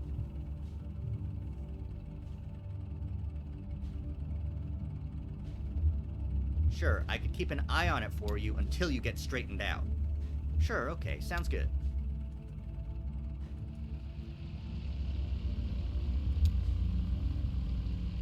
Visitors of the Echo River, Mimetic River Bat Artificial Hibernaculum and Sanctuary has to take extra precautions in order to prevent the introduction of foreign fungal contaminants and the spread of white nose syndrome. Please do not visit the sanctuary during the same day in which you visited any cave or known or suspected to host bats infected with white nose syndrome. Please do not leave your vehicle. If you must leave your vehicle, please remove shoes, clothes, jewelry, headwear, and eyeglasses to ensure you do not bring any foreign spores ashore with you. Please do not touch any bats or structures. The nomadic river bat is confused by light. If you are using a lantern or other artificial light source, be aware that it may attract and confuse bats. If you are approached by bats, do not panic, relax, stop your vehicle, and switch off your light. Never touch a bat.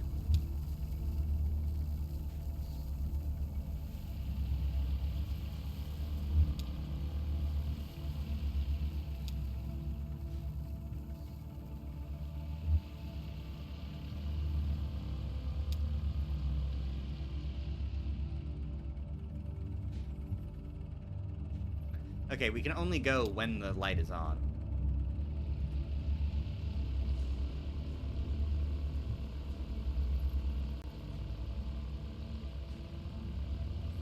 Which makes sense, I suppose.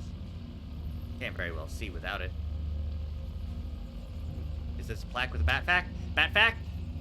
Bat fact! Ever talk to the mouthful? Bats do it all the time!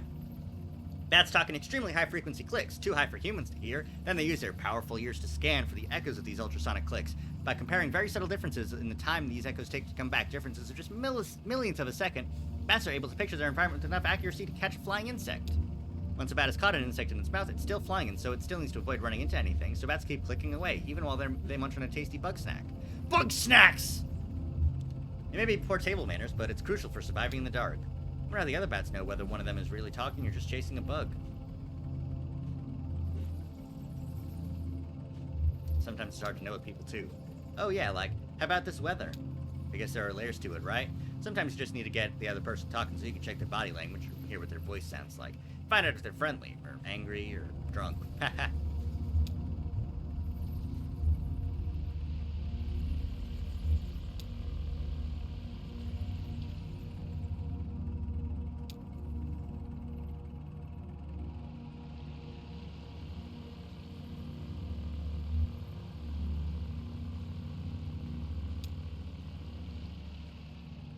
A lot of bats.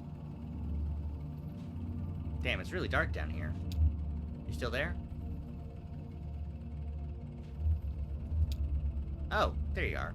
I hope that's you. Haha. I was just thinking about my dad. I guess because we were talking about your folks a minute ago. To be honest with you, I don't think about him that often. Your cousin brought him up earlier, and he's just been on my mind. It's good your folks have a memorial. A lot of people... Nobody remembers them when they're gone.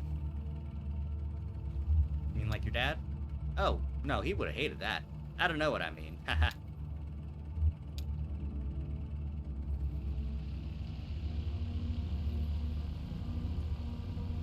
umbrella.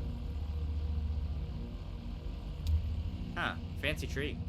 The Matic River bat's natural diet consists mostly of moths and other small insects that breed along the river. Here at the artificial hibernaculum in Sanctuary, we use a combination of chemical snares and ultrasonic wards to repel all potentially contaminant-bearing insects and replace them with our locally bred and spawned hypoallergenic antiseptic pseudomoths, which we call the little gray nothing moth. You may be thinking the other moths and insects that the Matic River bat would have been eaten are very much relieved that the natural predators found another food source.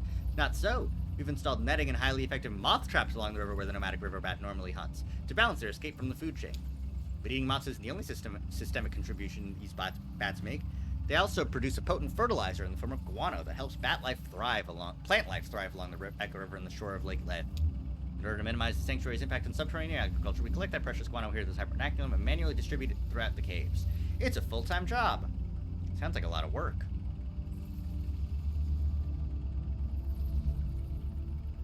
It's all fake except for the bats. Yeah, I guess so. Reminds me of that guy Donald and his crew down there with the computer. Right. It is reassuring to know someone's taking care of everything for these little bats. It kind of bothers me, like they're tricking the bats. Yeah, in this case, I think it's about survival. I mean, if that's the bottom line, what's the difference? Like the folks in the mine. You said they used to buy stuff. Fans, canaries, all those little trinkets to make it bearable. There's still a lot of stuff down there. It feels cluttered, but human. I just mean, all people need is enough to pretend we're home and we can make it anywhere. You're kind of philosophical when you're drinking. Anyone ever tell you that? Yeah, I guess I do. Nah, this is nothing. Used to have this drinking buddy who'd get loaded and tell the weirdest damn riddles, like, which is more musical, a truck passing by a factory or a truck passing by a music school? Ha! Count your blessings. Stripey tree, stripey tree, stripey, stripey, stripey tree.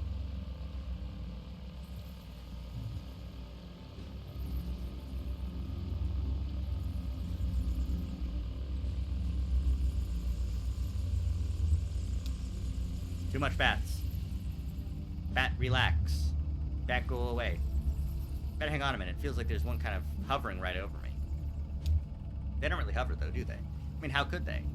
I guess a lightning bug will hover by beating its wings really fast. Maybe they can do that, too? I used to watch lightning bugs in the evening out at the edge of the woods. Lysette's kid Charlie, he loved them, you know. He ended up going to college and studying astronomy.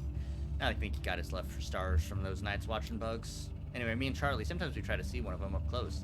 Lay in the grass, you have to be totally still for a while, like one of those wax sculptures. Don't even breathe, like this. No, you can't see me. I was doing the watching lightning bugs in the grass face. I think I can imagine it. Yeah, you've seen it already when I fell in the mine. Kind of stunned in shock. Hey, who were you talking to earlier when we met in the mine? You were on the phone with someone. I forgot about that. My ex. Alejandra. We met in school, and we're still pretty close. I was just venting on the phone about my landlord situation.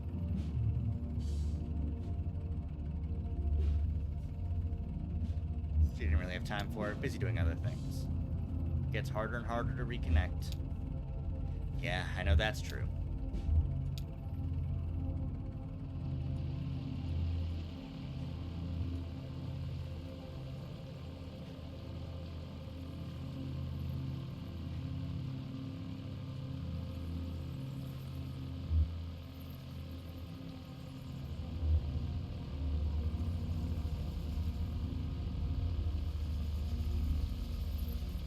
Alright, too many bats.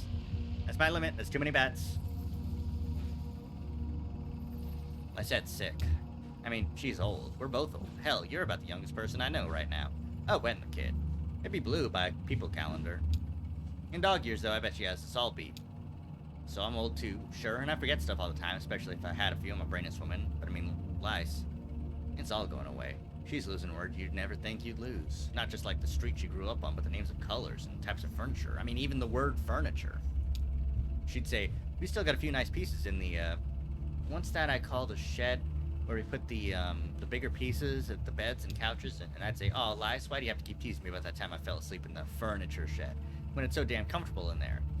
I tried to help her keep some dignity, you know?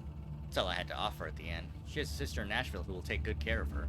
Now that I'm around the shop all the time. What was that old guy's name? He used to make deliveries for the shop. He smells like leather. I was always yelling at him. Too drunk to work on the one day he could have been in the right place at the right time. You feel pretty badly about that accident. Think she blames you? No, but it's awful to say, but sometimes I kind of wish she would.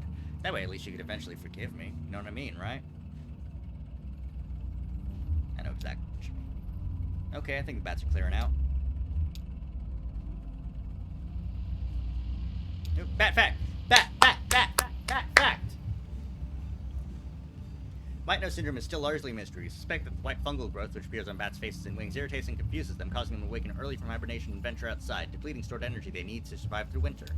But biologists are nowhere near curing the disease. It spreads quickly and it is highly fatal. This way, white nose syndrome has drawn some comparisons to colony collapse disorder, as suffered by bees. White nose syndrome and colony collapse disorder are sudden, violent, and mysterious. Will honeybees and the nomadic river bat be two more lost species wiped out in a geological blink and forgotten to natural history?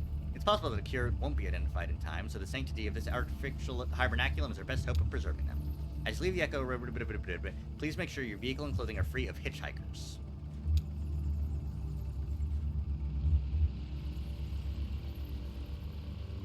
Telephone wires. That's dangerous.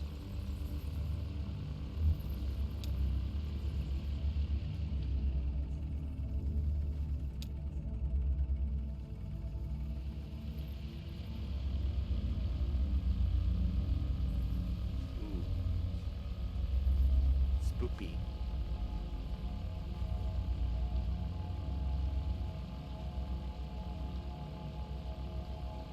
Very spoopy.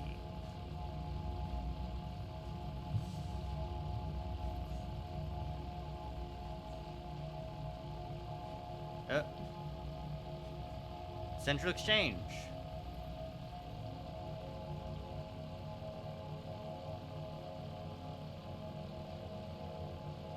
Oh, hey, look, a man. A friend. More friend. Hello, friend. Birds? Oh. Turn off the light. I wanted to see what would happen.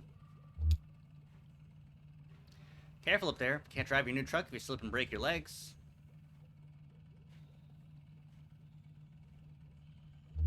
You too. Try not to make any more bad deals while I'm gone. Haha. I'll just be floating along down here. I just mean keep your eyes open and don't look back.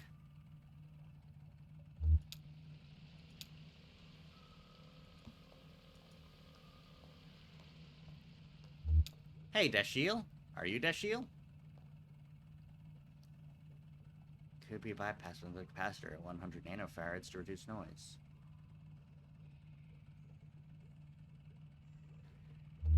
If your circuit's too noisy, you should tie those floating pins to ground. Huh, that's a pretty good idea. They're probably picking up all kinds of radio interference. Dashiel Morse, pleased to meet you. You don't install this type of phone for customers anymore, but there are quite a few of them still in circulation. Anyway, the new system doesn't source enough current to ring these old bells, so I'm trying to come up with a workaround. Maybe a little box the customer could attach right before the wall jack? I'm a bit of a circuit geek myself. I bet. You seem very comfortable with electronics. Is this your first time down here? Yeah, I can tell. Your eyes can't quite adjust to the light. Take some practice. Believe it or not, I've been coming here since I was a kid, for one reason or the next. Back then, this place was a train station. It's true. They had bats then, too, but they were considered a nuisance. A train station? What happened to it? Well, the river shifted and this place slowly filled with water, carrying the trains away with the current. Does that, the river, and I don't begrudge it. It's a good reminder that everything we have is borrowed, even trains. Eventually, someone at the Bureau of Reclaimed Spaces here heard this place was still empty, so they moved the phone company in here. I returned here as a young lineman. A spill I picked up in wartime, running telephone wires behind enemy lines. We used trees instead of poles. Missed that, actually. They were easier to climb. It's just as well. I'm in no shape to be climbing anything these days. Closest I get is patching up wires in the crystal room for the WEVP folks.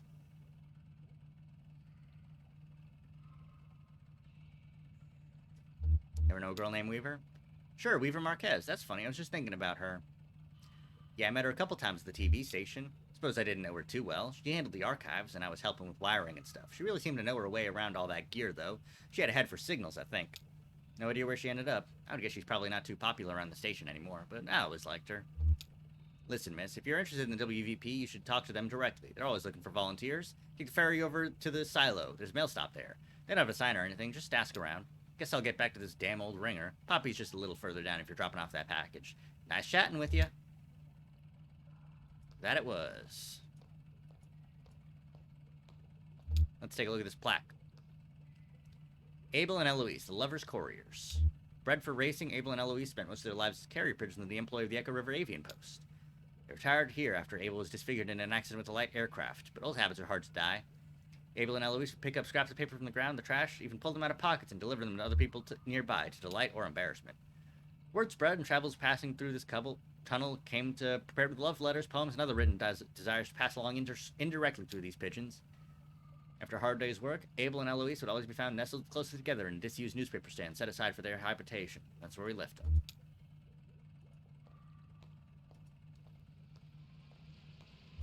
Oh, hey, Poppy. You Poppy, at least? Sorry for the light.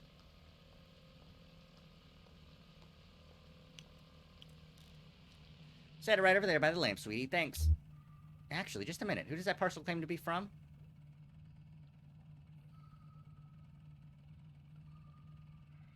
That's weird. There's no label on it. Well, for luckily, it's chocolates from a secret admirer and a snake, and not a snake from an assassin. So who are you? Do you work for the post office or the tugboat? I only ask because I haven't seen you before. Is that you I heard chatting down the hall?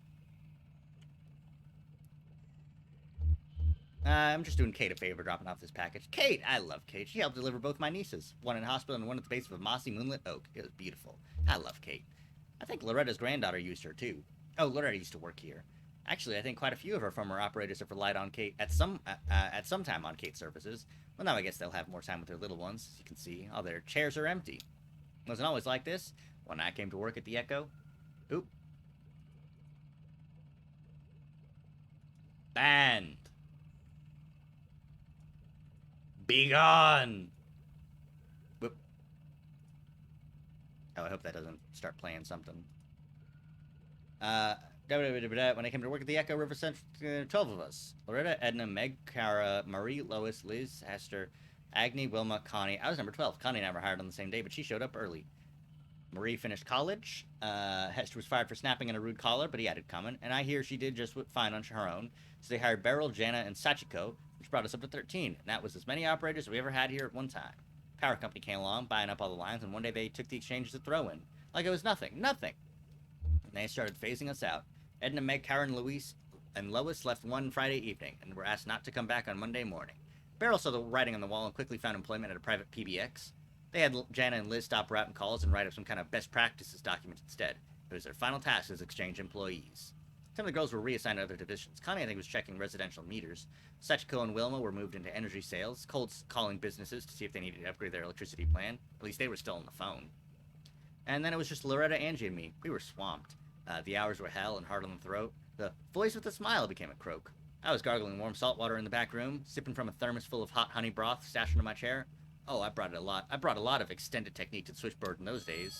Oh, speaking of switchboard.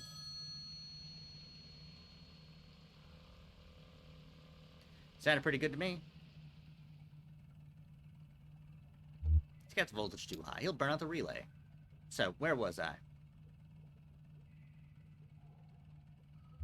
Hot honey broth and warm salt water, and a healthy dose of slippery elm. Got that one from Kate. So after a few months, it was just me. A new automation strategy was announced, and this place was rechristened to Consolidated Auxiliary Switch number 30. It's automated. What do you do here? It's not fully automated. There's still gaps in functionality that need a human touch. And, you know, it really is all about touch here. Sound is vibration, a touch you feel in your ears. My voice is my touch. When we're talking, we're touching. Even on the phone, that's an electric touch. An intimate little shock that makes your tiny hairs tremble. That's not even what I mean. When I say it's all about touch here, when Power Company first tried automating this old exchange with fancy new transistor arrays, switchboard caught fire. It was just too much, too fast. So they tried using some clunky old mechanical relays, but then the calls were getting mismatched and out of sync. It was a nightmare. Their technicians determined that the phone system down here had been designed ad hoc over decades around specific tempo of its human operators. So short of replacing the whole thing, not to mention all of the wiring, they had to work out the exact timing of every little human gesture that goes into routing a phone call. And that, officially, is my role here. I run the switchboard for the whole exchange. Once the work of 12, I'd like to remind you, there's some kind of machine somewhere that tracks how long it takes me to do each little thing. The caller never hears my voice now. If they dial, my little indicator light switches on, I make the connection. You miss talking to callers? You know?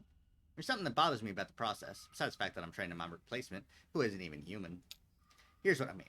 How long do you think it should take to time my every move and recreate that timing in an automated switchboard? Rough estimate. Maybe a week? That's what I said, but this has been going on for over a year, and a very dark thought has started to nag at me. What if there is no cheap machine that's going to replace me? What if it's cheaper just to keep me here, filling in for the rhythm of the operators? What if I'm the cheap machine? You're not a machine. Nice of you to notice. Haha.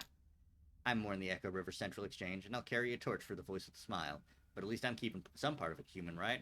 Even if it's not the best part. Oh, the parcel, right over there by the lamp is fine. Thanks for dropping that off. Take care. Think of me when you dial 0.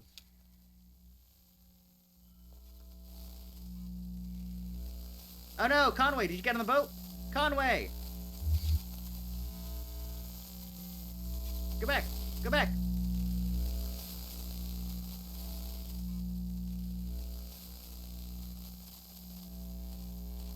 No!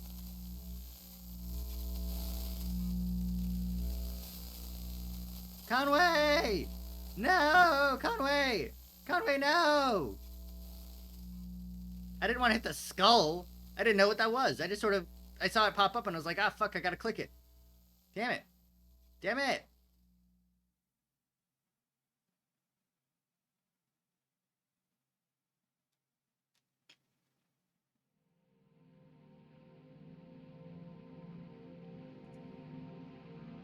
She turned on the dinghy alone. She had a strong and sudden urge to shut the motor off and let the current take her, but she couldn't work out where the impulse came from, so she did her best to resist it.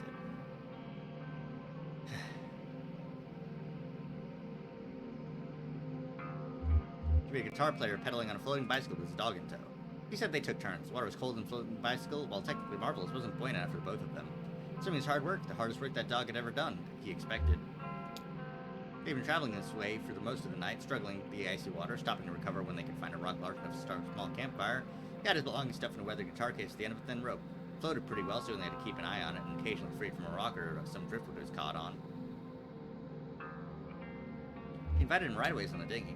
He appreciated the offer, but they weren't in a hurry. She met a family of 5 on a flat-bottomed skiff. Family of 5, yeah. The boat was loaded to capacity with black plastic bags and a few large pieces of furniture wrapped in blue tarp. 3 paddled, the 2 adults and the older child, and the 2 younger children slept.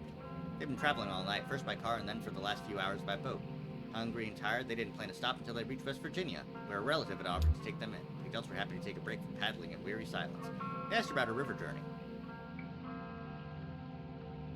She said he was on the way to Sam and Edith's. They brought some food. The kids had picked the garden clean earlier that day, so they'd been snacking on fresh bell peppers and tomatoes and some crackers, rationed carefully for the trip. They wished her well and paddled on toward West Virginia. They floated alongside in buoyant pots. Bobbing untethered, he corralled them with a long pole in a stream of small adjustments. She made small talk.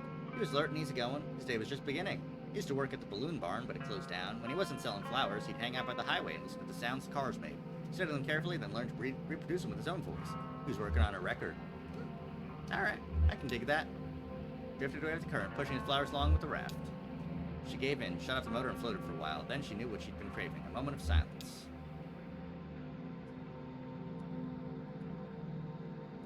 Yep. House. House. House. House. Oh, man. I sure hope Conway's okay. I mean, dang.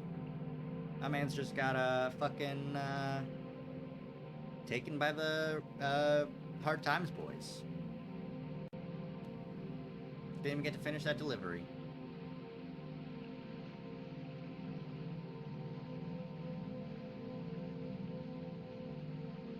The bell?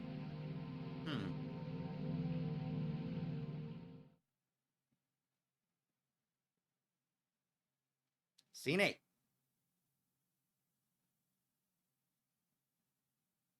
Sam and Edith's. Right, we're meeting up with the ferry again here. Man.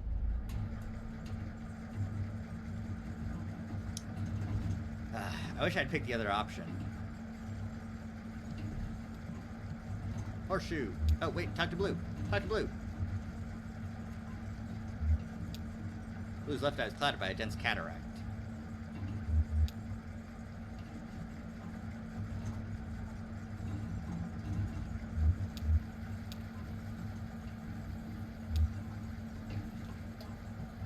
Damn, Blue. Oh, they're lifting up a bell. Does that bell have legs?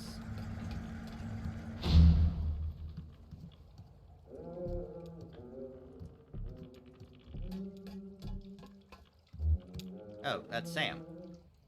Hello out there! Headed up or down? I'm just looking for the crew of the Monkey Mammoth. Yes, ma'am, they stop here every morning. I expect they're upstairs now. Anita's got the coffee going. I could use a cup myself. It's cold down there.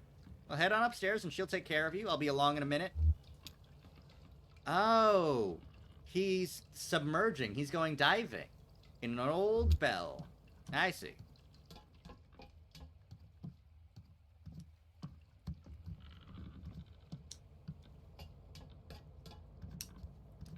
Hey guys, Conway's gone, and he turned into a skeleton.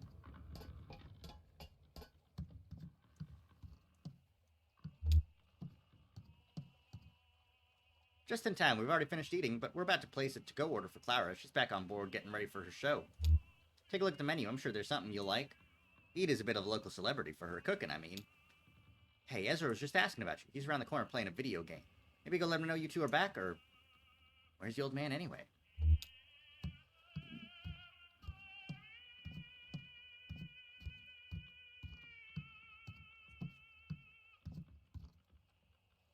Oh, bad luck. You'll get it next time. Hey, got a quarter? Someone's got this. It's true. Sure, I have 1 quarter. So, where's... They took him. Damn. Yeah, he really got himself in a situation there. Yeah, I'm gonna go sit down. Cool. Food's good here. I think everyone else is finishing up, but you could probably get something to go. Alright, Claw Maestro, let's give it another shot. So let's see what's on the top of the pile here. There's a stuffed octopus, a plastic bag full of clamshells, a cowboy hat, and some big headphones. That octopus has a leg wrap around the boombox underneath it. Shells are pretty clear, but I don't know if the claw can really grip the bag well. Cowboy hat's in the corner, so it's kind of tricky to tell if it's wedged in or not. Those headphones might be a good bet, but I can't see the cord. It could be wrapped around something. What are you gonna try for? I want the cowboy hat. Let me know if you need help lining up. I've got a slightly different view of the field from here. Ready? Here we go. Call hovers in front left corner. Push the joystick right.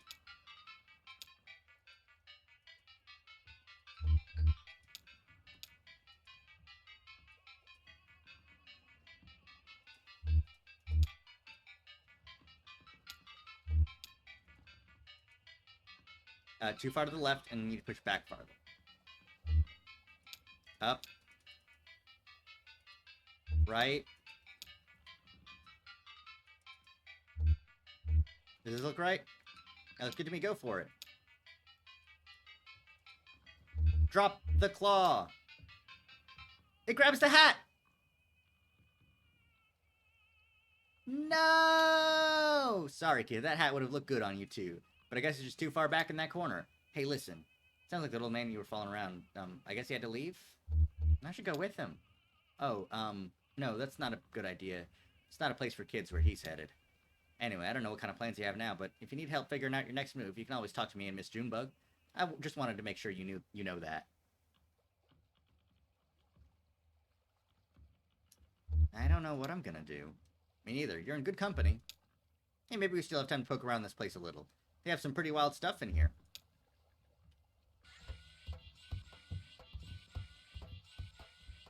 Oh, I'm playing as Johnny now?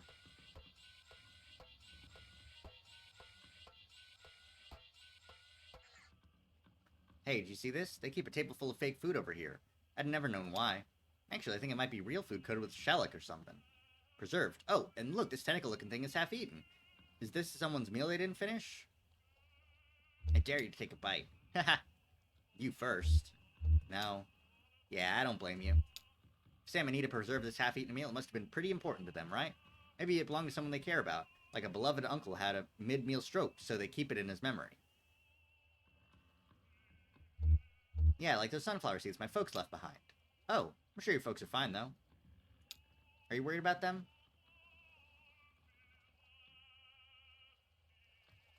Yeah, it's weird that they just disappeared. Yeah, listen, that's okay to be worried. You're doing fine.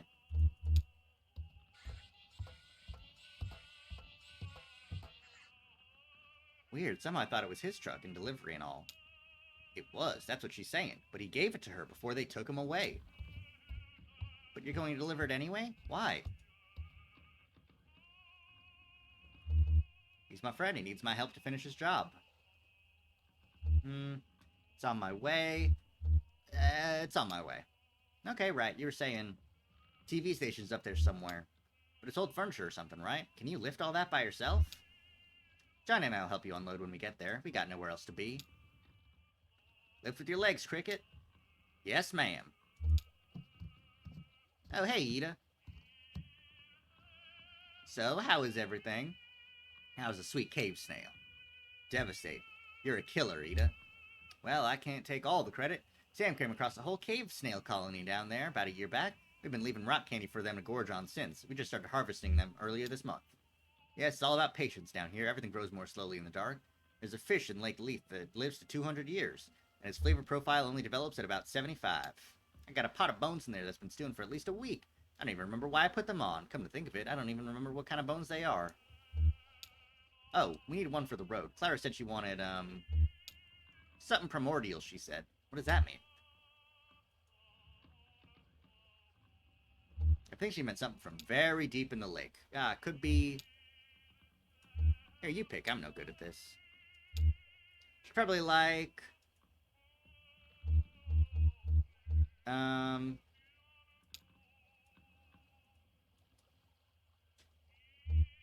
Aged blind cavefish and a small salad.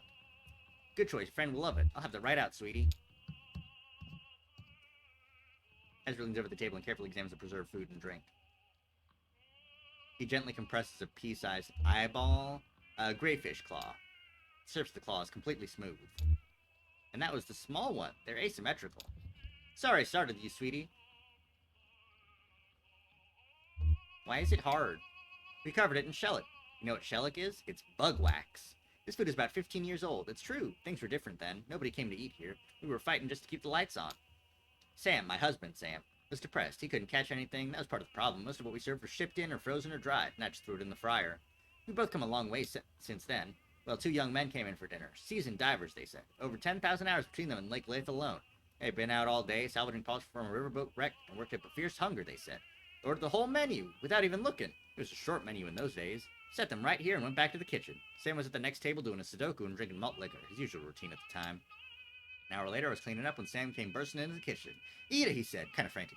These divers are still hungry. Bring them another course. And I said, they already ordered the whole menu. Sam said, make something new. Keep making up dishes. Whatever, just keep bringing out food. So I did until the small hours of the morning. I made up so many new dishes that night I could write a book. And it was good. Inspired. But I was working so hot and fast at the burning edge of inspiration, I didn't think to write any of it down. I was so wrecked with exhaustion the next day, I knew I couldn't remember what all I'd done in the kitchen. Sam thought we could take photographs of the leftovers, but we couldn't get the lighting right. So we just shellacked the whole table. Now when I need inspiration for the menu, I come and look here and think about all those ingenious dishes I threw together for those divers. Of course, they didn't pay their full bill.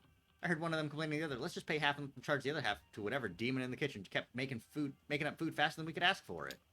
But it all worked out. Things have really turned around since then. This place is actually pretty popular now. The success in our expanded menu inspired Sam too. Started bringing back the most magnificent ingredients from his nightly dives. I better get to work. Stay right here, sweetie, and I'll bring you a treat on my way back out. Good woman.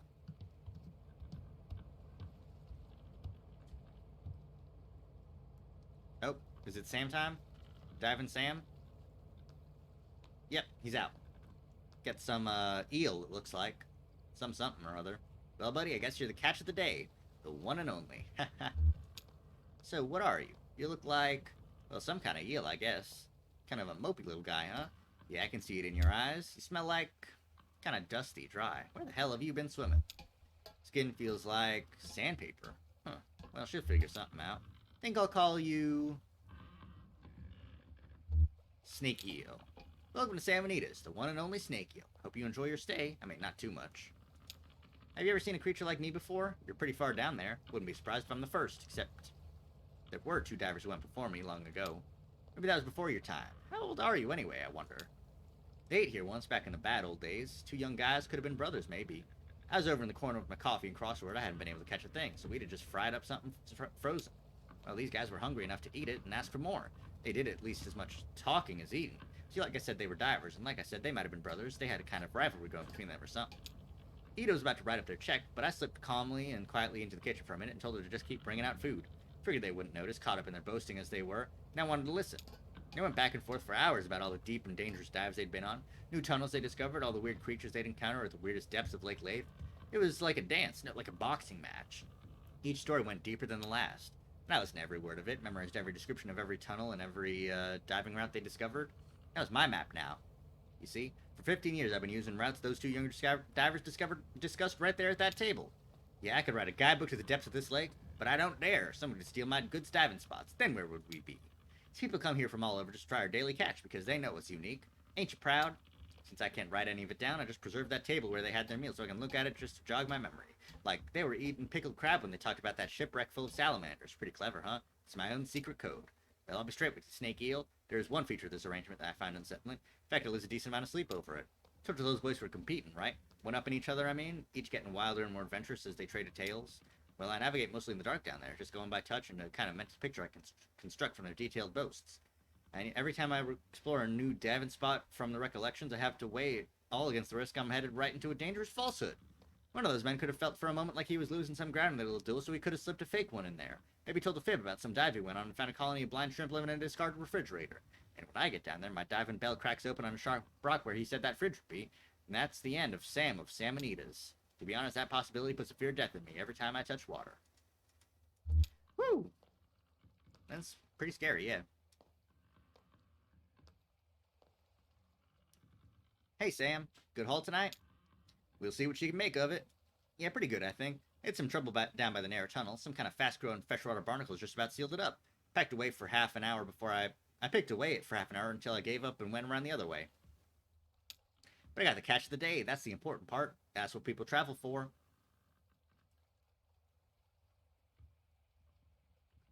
What's the catch today? This here's a snake eel. Mopey, sandpapery old eel. I don't know how she'll fix him, but that sandpapery quality ought to do something for, what do they call it? Mouthfeel? You stay here for a drink? I got a dark rum that goes well with coffee. Haha. Think we're about to leave, but thanks. Just passing through. Hey, aren't we all? Oh, she's got your food ready. Y'all enjoy your meal, alright?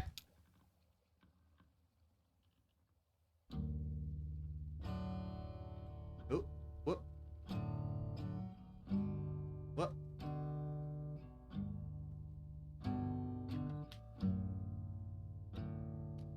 Bum, bum, bum, bum.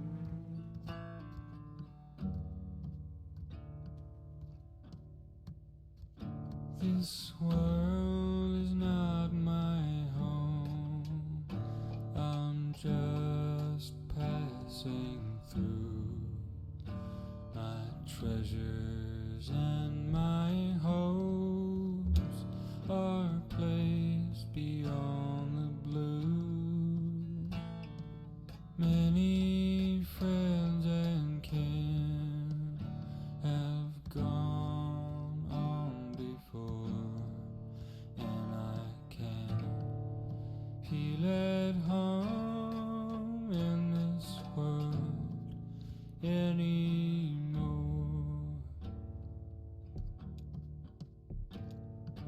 Oh Lord, you know I have no friend like you. If heaven's not my home, oh Lord, what will I do? Angels beckon me to heaven's open door, and I can't feel at home in this world anymore. Thank you for the song, folks. I have a loving mother. Let's get back in it. We're back in the tugboat now. Gonna finish this delivery for old man Conway. God rest his soul. Hopefully Weaver can help him out.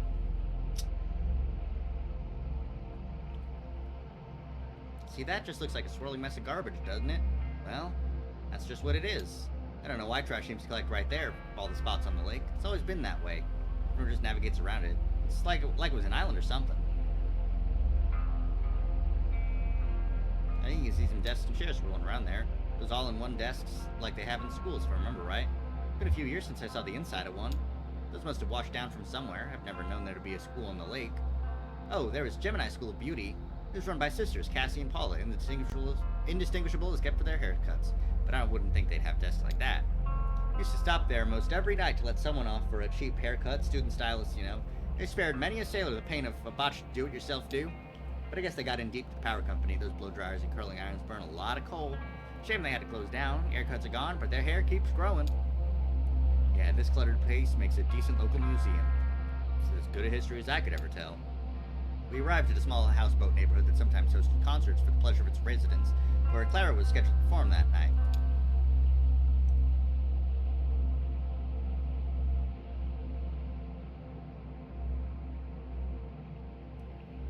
Man, that's rough. This game is pretty rough.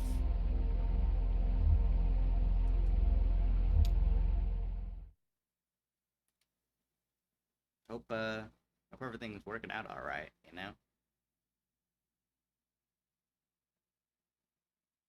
A neighborhood.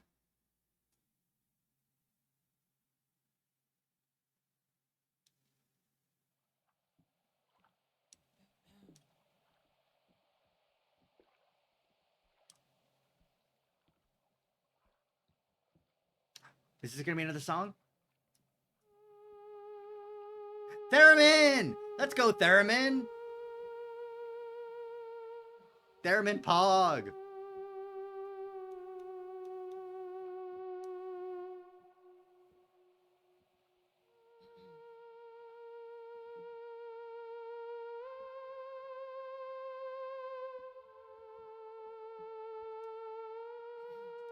Oh. I remember this. Told you it's... Yeah, you don't have to say it. Only because it's always true. She played at the flower shop. Serrano open. He's having trouble with the state machine, so he just droned on out on the lap steel. Got really into it and went on for like forever. Everyone was falling asleep. Not everyone. I remember the air was warm, perfumed. We were playing with some petals you found on the floor, and I was looking at the ceiling. I remember the ceiling was glass. During the week, that room was a greenhouse. I don't know where they put all the plants when they had bands in. Maybe outside if the weather was nice. It was nice that night. Warm. Smelled like spring. I remember the folded chairs. Somewhat comfortable. But I guess it was their only option. They had to pack everything up during the week so there'd be room to display the flowers. Wow, look at Ezra. He's wrapped. Yeah, he's really into it. So, we were talking about him earlier at the gas station. Sure, I haven't forgotten, Cricket. Cool, yeah, I know. What do you think about Ezra traveling with us for a while? We were in the back.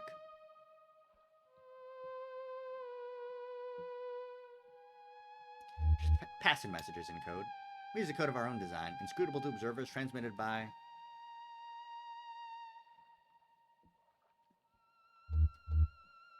taps on the wrist. We reviewed our travel plans. We compared strategies for a broken guitar. He told me a joke. There's one about the prisoners exchanging dirty moonshine recipes. I told you the one about the 3 bears in the outhouse. Then he told me the one about the dentist with the rude prosthetic. We had to leave the room. If I sound hesitant or something, it's just... when we met, we were nothing. Just these little gray shadows. And we grew and we filled in. But we did all that together. Ezra, sure, he's just a kid, but he's already a person. What would that do to our system, our chemistry? We stepped outside into the warm night air. We took a wrong turn in the hallway and ended up in the basement. Warm night air. There's a horse tied up in the parking lot. We left and turned into an alley. We wandered between some low houses and came out onto an empty street. Hey, I got the masters for a new record back from Lazar. They're okay, but I... What? You listen to them without me? You were at the pet shop. I didn't think I could tear you free. Oh, okay. Anyway, there are a few spots where the strings distort a little, and the whole thing has way too much reverb, but overall it sounds pretty good. New drum machine fits right into the mix. Nice. The only question is how to do it live. I can't control the drum machine and sing and dance at the same time, and you've got your hands full of guitar. We stepped into a 24-hour convenience store. I remember the radio was playing some old Patsy Cline, right? Or was it Connie Smith? The clerk was reading one of those conspiracy/celebrity gossip/Bigfoot sighting newspapers. We bought some of those gummy pomegranate seeds. We made our way back to the greenhouse. We must have taken a shortcut or something because I don't remember the walk back at all. Got back to the greenhouse just as Clara was tuning up. She relaxed her shoulders, took a deep breath, raised both her hands in precise positions, and the room started shaking. Clara had a note that made the last rattle in a sympathy, a perfect 2 octaves lower.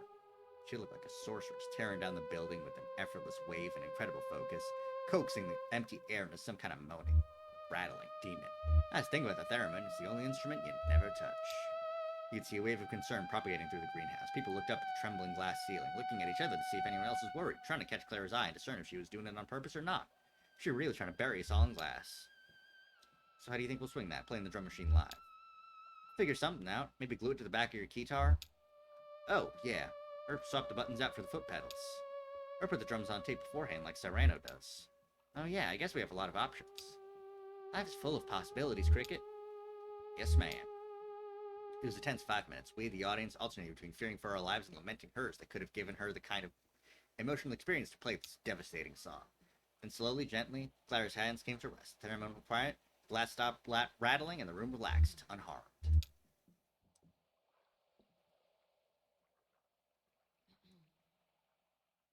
Hell yeah, theremin. If Ezra travels with them, he can play the drum machine. Man, I'd love to go traveling with somebody and grow with, and fill in each other's shadows and stuff like that. Ugh. So romantic. Met a photographer once, I mean one in particular. She even took my portrait. Can't imagine why. She said it would immortalize me. With metaphor, of course, she meant I'd never be forgotten. She was disembarking, not far from here. The film fell out of her bag and was borne away with the current. I was working on deck at the time. She shot me a sad, apologetic glance, but I wasn't bothered. It's no shame to be forgotten. Guess it ain't no shame to be forgotten. Our passengers, one lighter, disembarked at the mail stop by the silo. They couldn't seem to get that old truck started up again. We managed to roll it off the barge with only a minor scrape or two. At the last minute, Clara decided to travel with them for a while. Kate and I said goodbye to our friends, new and old, and the mucky mammoth rumbled on down the echo. All right, the old silo. Can't get the truck started again, but we're here. The silo should take us to WEVP, though I don't know if that's where Dogwood Drive is.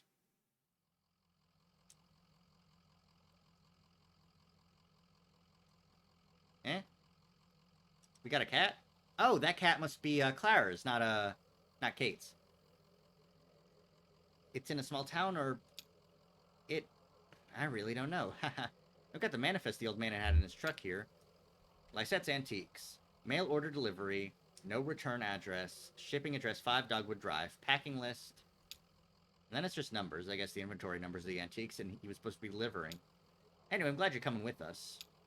Yes, I'm always eager to see more of the country, and I enjoy the company. I will have to find a bus or train to get on to Nashville by evening. Well, they have buses everywhere, right? Or, hey, I could drive you to Nashville. Seems I have a truck now. Only, how are we going to get it up these stairs? That's quite a staircase.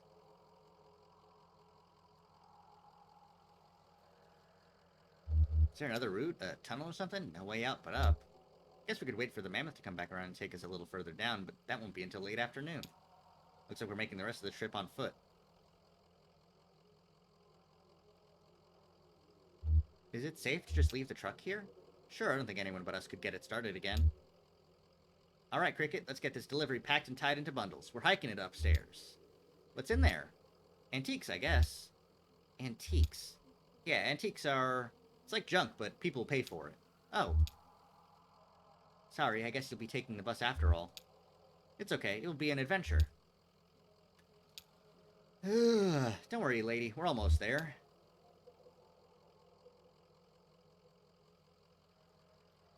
Alright, let's get everything packed and loaded and get started. Ezra's first in line.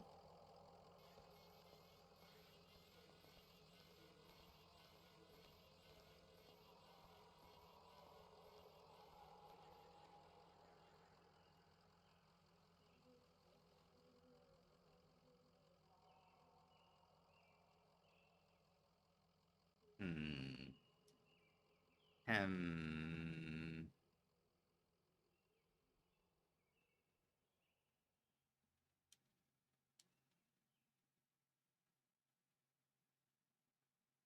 What do we got now?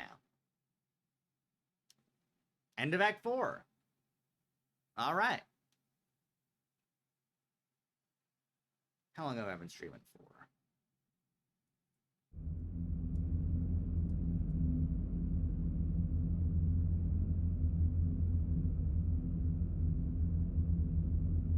It started at 6, so I've been in live for about 2 hours.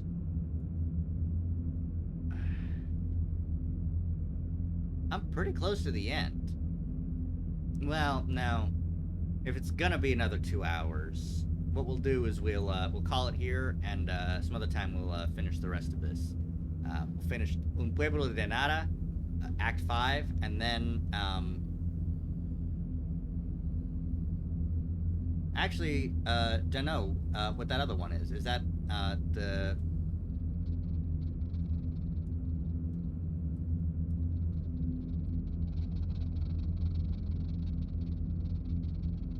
Yeah, it's a secret.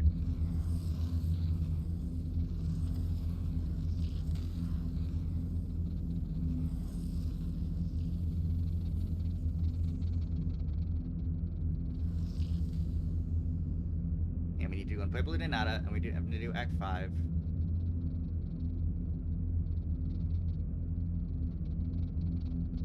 And then this last intermission, epilogue thing that we can't really make out the name of.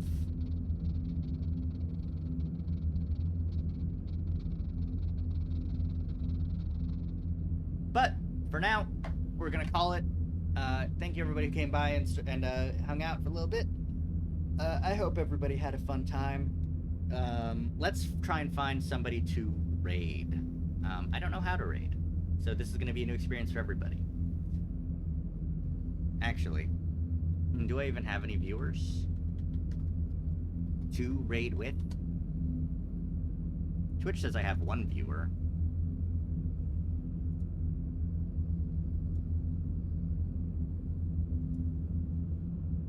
But, I don't know if that's true.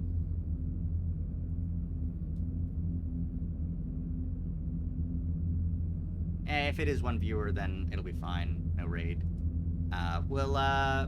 Next time that we have some people by, we'll definitely try and raid somebody. But as for now, thank you all for stopping by, and I hope you all have a fantastic rest of your night. Bye!